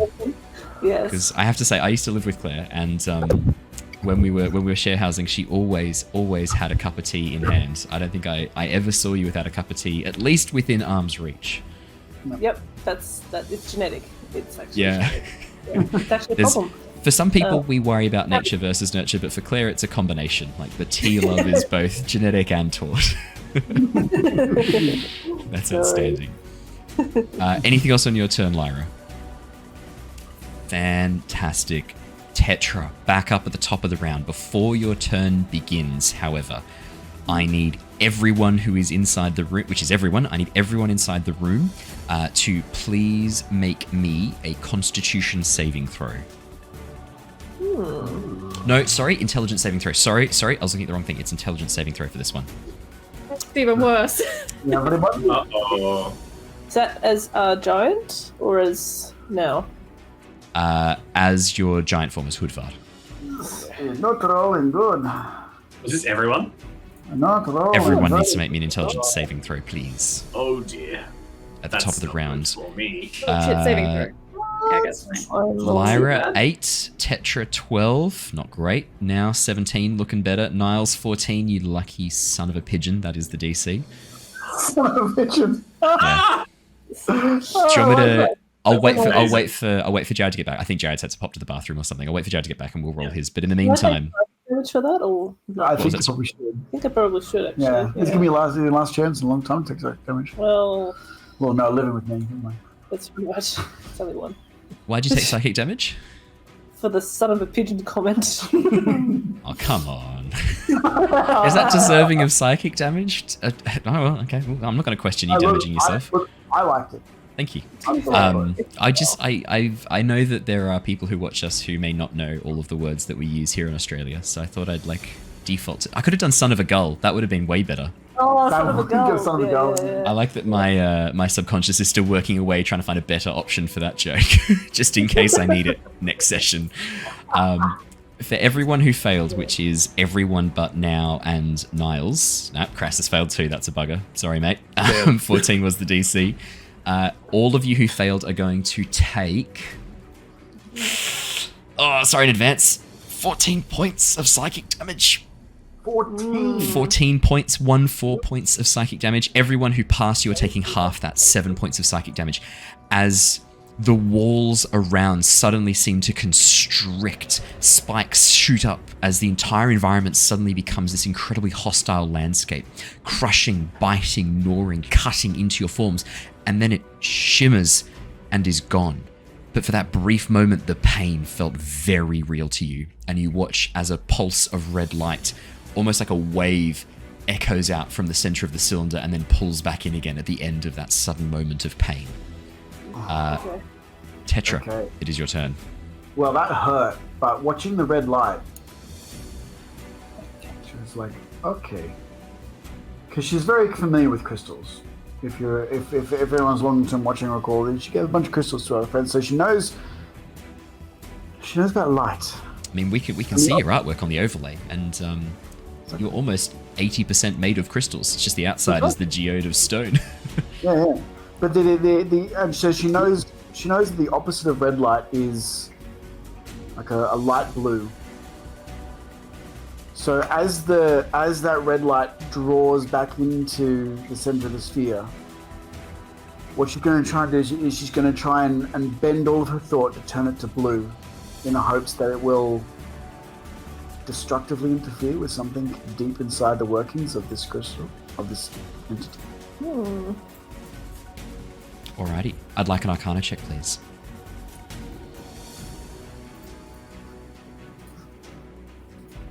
$15. Tetra. This thing, whatever it is, at its core, it's not that different from you, if you really think about it. You are a series of crystals that has sentience, that has...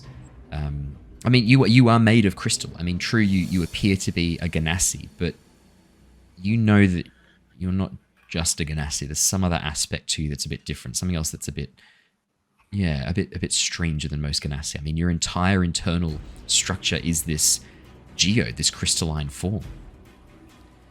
This creature seems similar, just as you are a collection of crystals resonating with magic.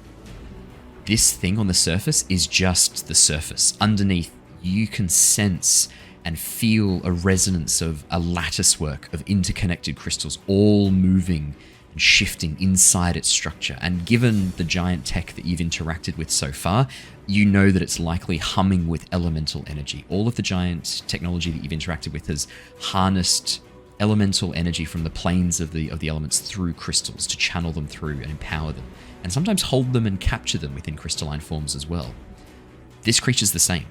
You know that internally there's going to be a bunch more crystals resonating and moving. If you could somehow disrupt the communication internally, you might be able to do a fair bit of damage to this thing. Does that answer your question? It does. It does indeed. And I think with that, she's going to try and spend an action. She might even put some magic power into it if she needs to. And she's going to try and envision all of the interworkings and the internal facets of a bunch of crystals as they fracture and radiate to each other. And she knows that within the base of even the hardest crystal, it still has flaws. So she's going to try and push as much power into that as she can and see if she can use the refractory index inside the crystals to find those fractures, explode it from the inside out. Yeah. What I'll get you to do in that case, could you please, could you make me a spell attack, just with your normal spell attack, as if you were casting a spell that, so yeah, a d20 plus your charisma plus your proficiency bonus, please. Just a spell attack. 19. Ooh. Could you please roll me a d4?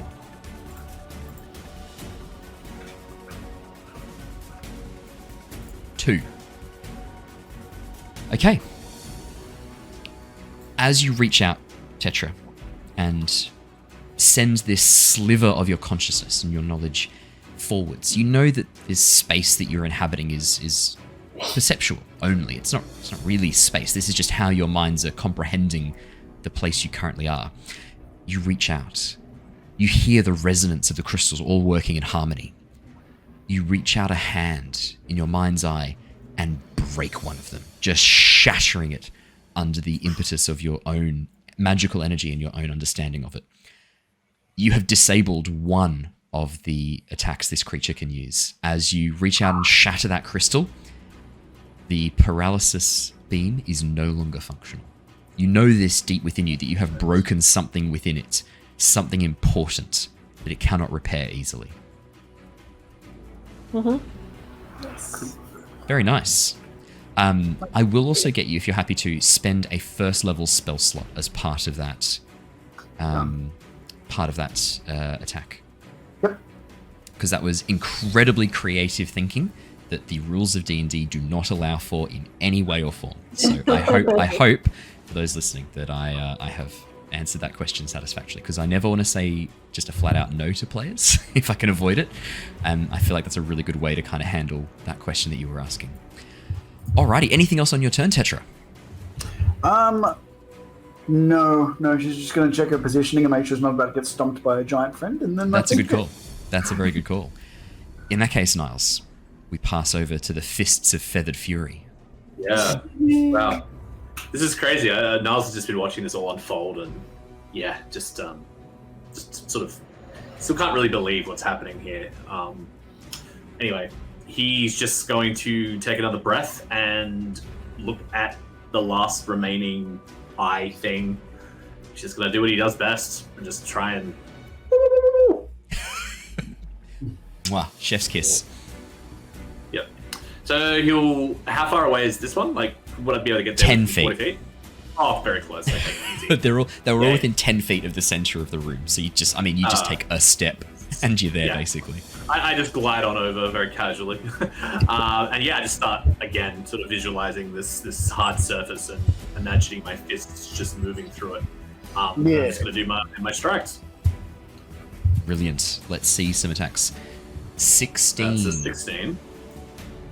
Is going to hit. Yay. So I'll roll some damages. 6 Could be a 6. Damage. Very nice.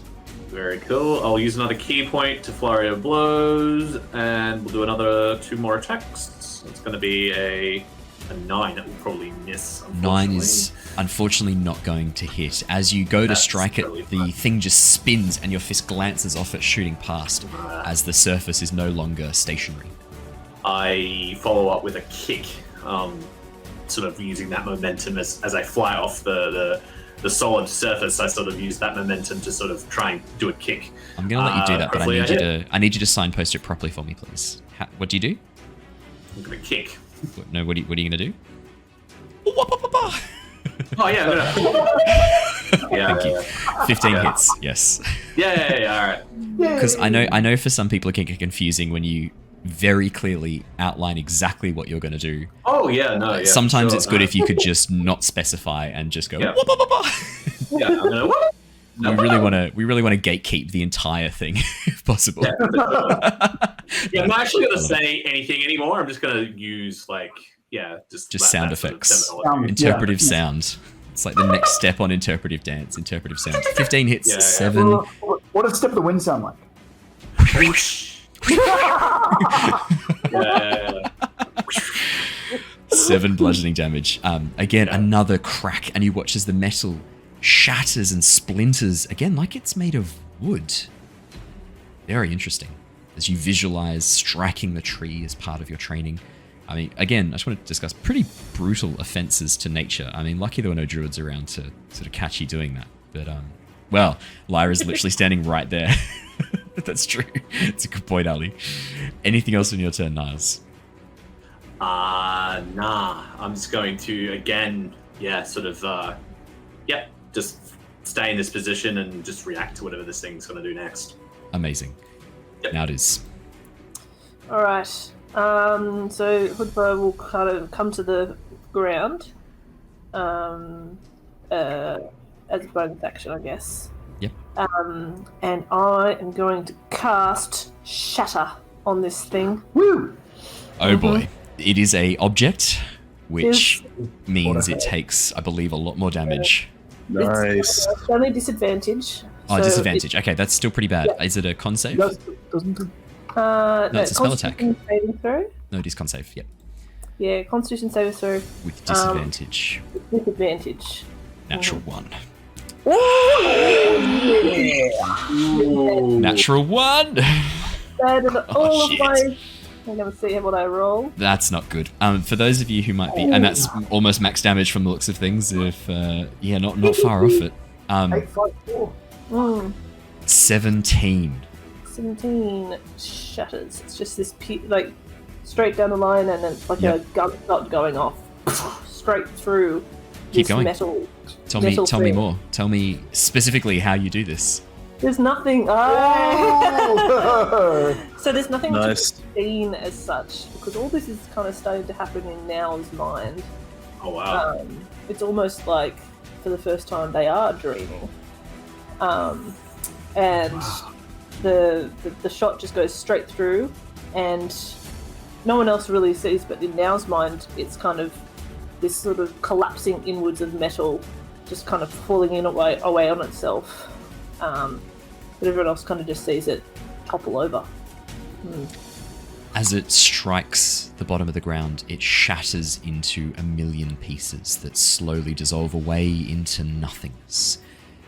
There's a brief moment, a lurch, and you feel yourselves being pulled back rapidly as the room itself begins to compact in on itself, slowly at first, and then quicker and quicker, as if folding in to a single point.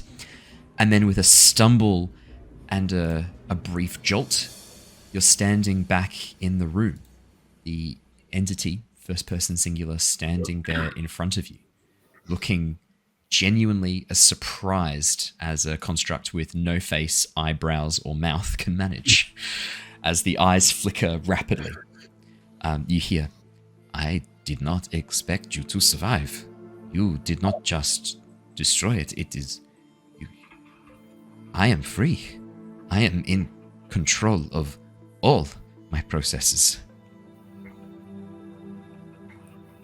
Let's do it for each other. You needed help, we helped you. I thank you. I I'm surprised. This is a new emotion for me. What is there to be surprised about, friend? We are your new group. That's what we said. You are now part of this team. We were true to our word. Indeed. I understand that actions have consequences. What consequence would you like me to enact for your actions here today? Oh, I haven't thought that far ahead. You mentioned before about the constructs. Oh yeah, that.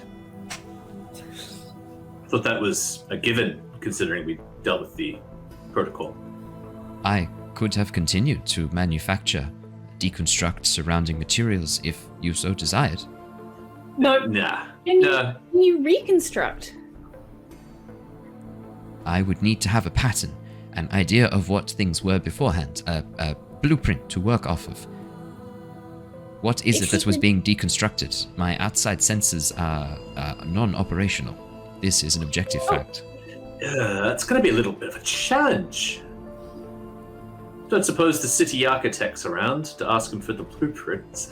A city? Can always try. Am I in an area populated? Yes. Yes. Well, it was until the constructs came. And then they deconstructed the populated area. And some of the population. I feel I should express sorrow at this development. You couldn't have known. You were only doing what you were told. Yes. Would you like me to build? I have 4 blueprints for cities in my database. I could reconstruct any one of them.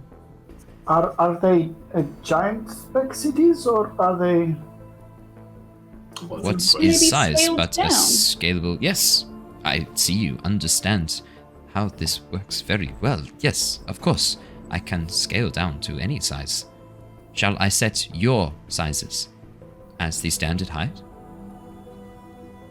Are we still giants mean? No, as soon as you pull back, you've put back into your normal form. So yeah, cool. Because that might skew things a little bit. So Yeah, no, that's more than fine. It's good here. I guess Niles kind of looks over and goes, "Yeah, I think whatever the average height of this group should be something good to work for, I believe." Yeah, but We're all- about 5'4" is probably the average between us all. How large do I need to construct this? How many square meters? Could be. Oh my! Niles just puts on his city planner's cap and goes, "Well, no." Wow, you have so many hats. About, Hats. from what I remember, probably about... Make me a history check, you cheat. Nice try. I see you measuring on the map that I have up. I see you. Lyra has a great memory. That's a natural 20. Oh wow! Carry on, please, Lyra. I shut my mouth.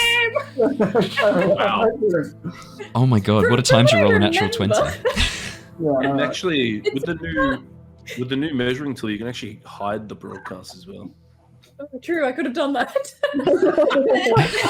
No, Never had to worry about none of you. I want to see the shit you guys are up to. Yeah, Lyra, you remember very accurately. Meters Yep. By 1,000 feet by 560 feet. I will So begin it's- constructing immediately. Thank you. Can we help? I could try and communicate through your devices to instruct you where to place things and carry things. Is that what you mean? I was just thinking if we can sort of help, because there's kind of like I said, it's a population center already here, and maybe if you have the blueprints for the new buildings and for the new pathways and roads and stuff, we can sort of tell you, okay, we've got a house here and it's about this big by this big, and if you have suitable things and your blueprints on file. I'm just thinking about the original inhabitants and what they'd be most comfortable with. I am not sure how I would be able to communicate that. My ability to sense outside is corrupted, inhibited. I will not be able to see outside. But if I construct a new city from scratch in this area, is that not the same? I have a question. you wouldn't happen to be able to... I understand that your vision of the outside world is corrupted, but would you be able to perhaps upload some sort of, not necessarily conscious, I just want to impart part of your being within this, maybe, so you can see what we see and relay that back, maybe. Maybe we could be your eyes. Apologies, that device is far too small, and the network it is on, I am unable to recognize. It seems odd. I am scared of this for some reason. Oh. To a bit. Okay. What about one of the ants? Or many of the ants? I mean, if you were controlling the ant constructs previously, they could perhaps go out and create sort of a map, a topographical map based on their inputs and feedback for you. I do receive basic topographical information to get a rough idea of topography, but no visual input. I'm sorry. I was operating at lower capacity. The topographical information would work just fine, because that way you would have an idea of where the original buildings were originally, and, flat sections where roads and paths were. I will do my best to incorporate existing structures into the new ones. I think that would be really helpful. Yeah. You're saving a lot of lives today. That is good. Yes. It is good. As the last process I perform, this feels right. Indeed. Last process? The last? The last? What do you mean? We don't want you to go away. I am operating at 100% capacity. Nothing is wrong. Everything is running as it should. Inside Then why check. is it the last? Inside check. This thing at all. I know, we haven't done any checks against this thing. We're just like, oh man, this guy's like, You guys just got it. He said objective truth. You can't argue with someone saying objective truth. No. Yeah. By its definition, it's unarguable. 15. Niles. This creature clearly is not familiar with the concept of lying. While there's no physical giveaways, no facial expressions to look for, the voice is giveaway enough. There is something seriously wrong with this thing. Yeah, I was gonna say it'd be pretty hard to inside check like a robot with no any. But you can hear it in the voice, the modulation of the voice, and you can kind of see the way the arms will sort of freeze for a moment. It answers the question and then goes back to normal motion. There's other ways that you can kind of read, because it has to devote all its processes to constructing a fiction in that moment. It's not something that's easy or natural for it. Yeah. Would reconstructing the city kill you, essentially? Not reconstructing the city. I only have enough power left to fulfill one final task. Either to power down all of the drones and go into stasis and await further instructions, or to enact the protocol you have passed on to me, and then finally sleep. Is there a memory module or something that you can put yourself into storage? I mean, we can try and take you somewhere where you can be repaired or put on a different network, or... If there is someone who knows how constructs like me are created, once I have finished this task, they can come and try to salvage what is left of my memory banks. That would be appreciated. I think we know someone. I have one last request for you, if it is not too much to ask. No, not at all. Ask away. I'm going to give you a set of coordinates on your devices. This is the origin of the signal that woke me up, that activated the emergency protocols. Could you ask them why? Certainly. Ooh, This is big. Spicy. This is How do we follow the coordinates on our hands? You will see. Okay. Keeping this connection open, talking with you, is using quite a lot of power. I am going to sever it now. It was nice to be part of a group. Wait, to be Goodbye, part of the group. 631. the entity spins up, and then with a sudden, you awaken back, your hands still pressed against the module, now very cold. This deathly cold burning up your arms, where before it was this comforting heat, now it feels cold and frigid. And as you pull your hands away, you can see there's a very light coating of frost across your fingers and the palms of your hands where you were contacting with the interface. All around you, the sphere clicks and whirs. The section that had been damaged, slowly you can see a new crystal being lowered into position by a much smaller version of the ant drone, the same crystal that Barry had tried to steal and then he broke. But one thing that you notice, off towards the top of the sphere, in a section that had been shining with that red ruby light, has now turned this dark grey colour. The crystal itself drained of power, and that whole section no longer moving or functional. Hmm. We've got to get Sinmari back here. I mean, if anyone can probably fix it up, she can, right? Doesn't make sense. Try and get him back? It is logical. That is a logical train of thought, but we're starting to see the impacts of this eruption. First, it was the archivist mentioning the corruption to the giant tech, and now we've seen it with 631. I believe, I trust Sinmari, but the archivist was scared of Sinmari, and maybe the other tech is as well. There's something about the way that they were acting, the way they were feeling. I don't know. Something about this seems strange. It didn't seem to me that he was scared of Sinmari. It seemed to me that he was scared of the memory core that's taken up residence here. That's a good point. And if the memory core, if he was scared of the memory core, I mean, I guess it depends on how their corruptions are. I mean, if they've affected similar protocols. But I mean... As you guys are talking, I've been counting down some time. Oh dear. You hear the sound of flapping wings. It's whoosh, whoosh, whoosh, and then boom, as something lands outside the sphere. You hear a familiar voice from outside. Are you alive in there?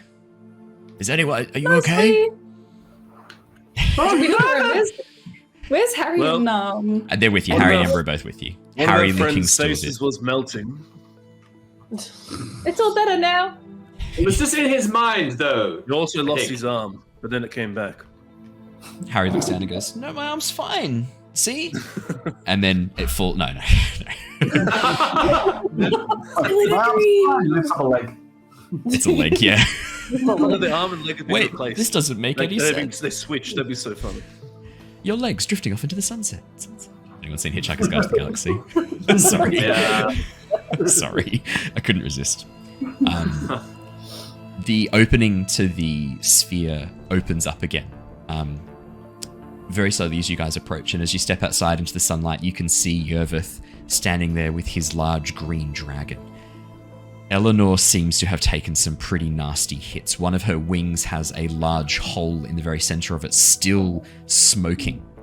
There are burn marks across her scales, and Yervith is covered in ash, and you can see where a large scorch mark has taken out a section of his leather armor, the dyed leather armor.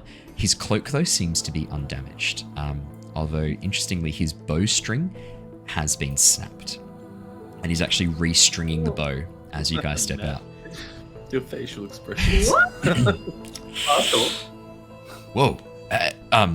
So you're all alive? Amazing. I'm guessing it all went well. Everything just suddenly powered down, and now it looks like they're building things.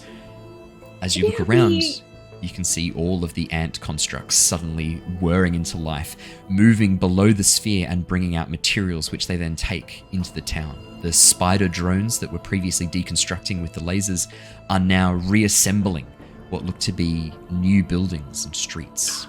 It's going to take some time, maybe a day or two, but over time. I'm glad that the people have somewhere to go back to. Yeah. I'm guessing all went well. Hey, nice job, you guys. When you said you could turn this thing off, I thought you were gonna. Look, sometimes with the old team, when we couldn't solve a problem up here, and he points to his head, We solved it here. And he holds up his bow. Yeah. We solved it there most of the time. That's great. Fantastic. Well done. I think we solved it here. Now. As you point to your heart. Yeah. Nice. Well, actually, it was more in here, I believe now, but I'm confused. Where's the brain bit? Usually? Oh, the brain bit's in the head. Oh. But for you, I'm not sure. Actually, that's a good point. We have no brain. Oh, I'm sure you do. Somewhere. Out there. Actually, I did once ask Lockie this question, and his answer was very confusing as he described how his brain functioned. I'm not even going to begin very similar to now in her explanation? I'm going to be honest. I think you should ask Lockie that question. If you've got to spare half an hour, I'd just ask him. He'll gladly share that story with you about his brain, how it functions. I mean, being a construct and being a warforged, giant forged. Sorry, there's a it's a whole thing. Easy mistake. Yeah. Well done. Mission success, the lot of you. Fantastic. This is you were sent to the town of Laspire to sort out the problem. Problem's looking pretty sorted. Do I need to do something with this sphere once it's finished? I think it's just going to sort of We had an idea die. about that, actually. Oh, great. I had an idea. We were wondering, maybe the Historical Society should look at it, because we are worried that this corruption might have spread, and our usual people that we would ask in the guild may not know. Or You mentioned this before. You're worried about something happening to giant technology. Yes. I mean, it has been around for a very long time with no one taking care of it, but now the giants are back, it seems to all be powering back on by itself. Yeah, you could be right. Well then. The Historical Society were here before, but did not find anything. But they may... He sort of looks at the massive sphere. Wait, they didn't see this? It was underground. Oh, it was underground. Isn't I the think whole... maybe this Historical Society need to maybe dig a little deeper next time. Yeah, not that I'm an expert or anything, but... No. I mean, I didn't do much of the excavating. I was more sort of there for guiding and helping locate as a forward scout when I worked for them. See, that's where they went wrong. They didn't have you here to do the forward scouting. That's why they missed such a tricky little sphere. Good backtrack, Niles. You almost, insulted him, so it's really good that you backtracked like that. I would never insult Yoeth. He is one of my favorite people ever. Nice, good save. Thanks, Niles. That's lovely. Thank you. Thank you for the vote of confidence. It's okay. I understand that since the new management have taken over the Historical Society, things have changed a bit. I mean, most of the old guard have moved on into various other positions, so I think that's worth checking in on.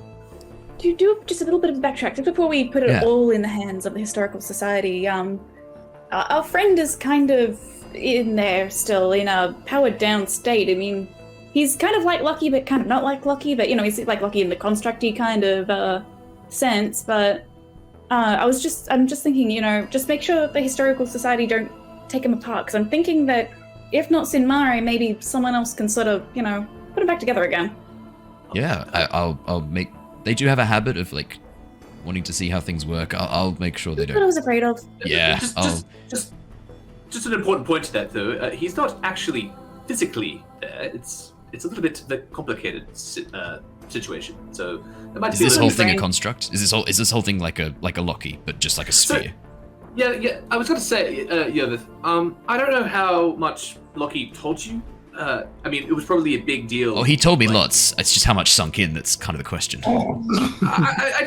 I think this has been quite an interesting experience. Lots of mechanical things. I thought Loki was pretty complicated. I thought that was the scope. That was like the limit of my. But this is far beyond. This is pretty crazy. I'm not gonna lie. It sounds like we might need some specialist knowledge on this. Yeah? Oh, definitely. Yes, this is beyond any of us. Definitely. He looks over towards Krasus now and Tetra. You three. Now, you seem to have a bit of a head for understanding these sorts of things. I think also... No, you seem to sum this up pretty well. Krasus, I mean, you're a trained scholar, for goodness sake. Weren't you doing work with expeditions when you found Tetra? If I remember, I read your CVs. Yes. Mira sent them all around. Foolhardily, I sort of went out on my own, but yes. Well, why don't, if it's okay with you? It sounds like this is a pretty important message that we need to get across, and there's a lot here to unpack and discover. Are you okay if I split the team in half? Sort of. Lyra, Niles, Ember, Harry, are you lot okay to go on? Maybe stick around, make sure everything's safe here as a bit of a rear guard. I might take the three of you, Tetra, now Krasus, back with me to Oxenfurt, back to the Guildhall. We'll see if we can figure out some pathway forward. Would that be okay? Okay. That sounds pretty cool. I wouldn't mind having a look at some of this stuff. And if it's all sorted out quickly and easily, I'll bring these three back. If it's something else a bit more intense, I'll see if I can bring you some more help. Someone else to give you a hand. How about that? Seems reasonable. I mean, I prefer to get these guys back, but... Yeah, no. 100%. I don't want to split a team up when you're doing so well. It's just, it seems like this is a pretty serious situation that we need to figure out how to handle this best. And while I hate to do this, it sounds like, given your experiences and given the things in your hands, whatever they are, it seems like you might have a unique connection here. That reminds me of that entity in the sphere told us. He gave us a location. I look down at my crystal, and I don't know how to really figure what that. As you lift your hand up to look at it, a little holographic arrow appears hovering above it. Fuck yeah! And as you turn your hand, the arrow stays in the same position, pointing in the same location. Oh, well, would you look at that? I'm gonna put a who in there once a session. Come on. I was overdue for it. No, I'm excited about this. It's been good to get out of the field, but I've learned that behind the books is for me, helping from behind the curtain, I guess. If you're going to head back to Oxenfurt, you should take the parts of the ants and the spiders. I put them in the bag of holding. Yes, that would actually be really good to study them back like that. Yes, study them in your own time, and perhaps we can figure out a little bit more about these. Oh, I plan to study a lot of things about these new events. I will hand them over to you now. Perfect. Mm-hmm. Well, I'll give you a moment. I need to resummon Eleanor, so she's not hurt. Take a moment. I'll catch you guys in a moment. Let me know when you're ready to leave. And with that, Yervith gives you all a nod and heads over. You watch as Eleanor, the giant green dragon, the large green dragon, suddenly disappears out of existence. And then Yervith begins concentrating, summoning, and you watch as the green energy begins to form between his hands as he slowly begins to reform Eleanor. I pass over to the five of you. I think Lyra immediately sort of runs up to each of them, gives them a giant flying hug, and just be like, "You better come back soon. Figure this out, and then you'll come back, right?" Sure, I will try and follow these stars. They usually lead me back. And if they don't, then at least we have a destination. I sort of clasp my hand around Tetra. Well, at least we've got each other, right? So we'll be, we'll be supporting each other. Exactly. And I bring Meow into it as well. Meow opens their arms in the most awkward, sort of stony hug. We've heard of group hug. Yes, group hug. And as we you did pull good. Into... Sorry, you go. No, you go. We did good. Niles. Well, out of character, it's hopefully, wish you guys the best, and hopefully see you guys again soon. It's been great having actually, been along and playing with you guys. So it's been a blast. So, best wishes. We're having a moment where the fantasy world that we inhabit during these sessions and the real world that we live in is overlapping. Illusion. Thank you for that, Matt. Yeah. Claire and Michael are both going to be taking a little bit of a leave of absence from the streaming for a while. It is extremely sad to see them both go, but also at the same time really exciting because what you guys are doing is amazing and incredible. And yes. We're doing character creation of our own in a way. Yeah. In a very real sense, in a very long, slow sense, as you create a human being from scratch. We really do wish the two of you all the very, very best, and please keep in contact. Although obviously for the first few weeks, as you are running on very little sleep and are managing all of the needs of a creature that is unable to take care of itself in any way or form. Level 0. Level zero. You do not need to think about us. We will do check-ins, and if you don't respond, it's not going to be us. We're not going to be taking it personally. We understand that you guys are going to be running on little energy, little sleep, managing a little person. So no problems here at all. We're just very excited to be able to find out how you guys are doing and how everything's going, and hope it is all going to be a bucket load of fun on top of a bucket load of lack of sleep. Definitely time for another adventure. Yay. And Jared is also going to be saying farewell to the character of Krasus and playing a new character next week. I will be announcing some more information on that as well. Yes. I really liked the character of Krasus, but I think, Jared, you've not enjoyed playing it as much. I have enjoyed playing. I've just found I've been going a bit quiet lately. I've just been having some trouble sort of trying to grasp the role play with him. But with the new path, with the new giant stuff coming out, I'm interested in that too. So I'm going to be looking at that. So Glory of the Giants is now live. We have called this stream Glory of the Giants. We're going to be integrating a lot of the new source material into the campaign. I have already done so. All of the giant features are now going to be matching the actual feats that you can take as characters to acquire giant-like traits, which are some of the new feats that have been launched. I'm going to do a bit of a deep dive into that as a separate video, but very, very exciting. So, as you pull into a large group hug, all of you wrapped around one another, there's a moment of sorrow mixed in with that feeling of connection and comfort that comes with the hug. And as you break apart, finish saying your farewells, Eleanor is fully summoned. Now Tetra and Krasus climb on back, with Yervith at the front. And as the wing beats rise Eleanor up into the sky, Harry, Ember, Lyra, and Niles remain behind in the village of Laspire, watching as their friends disappear into a tiny speck into the distance. Out of sight, but not out of their minds and hearts. And that is where we're going to wrap up our session for tonight. Thank you so much, everybody. It's been wonderful having you along for the journey.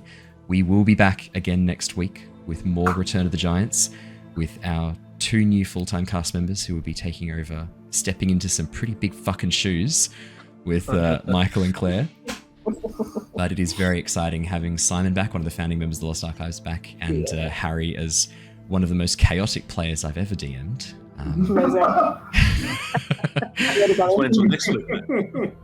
So from all of us here tonight, stay safe, stay well, and we will see you all again really, really soon. But until then, farewell everybody. Goodbye and good night. Farewell! See you guys. See you, everyone. Thanks for tuning in.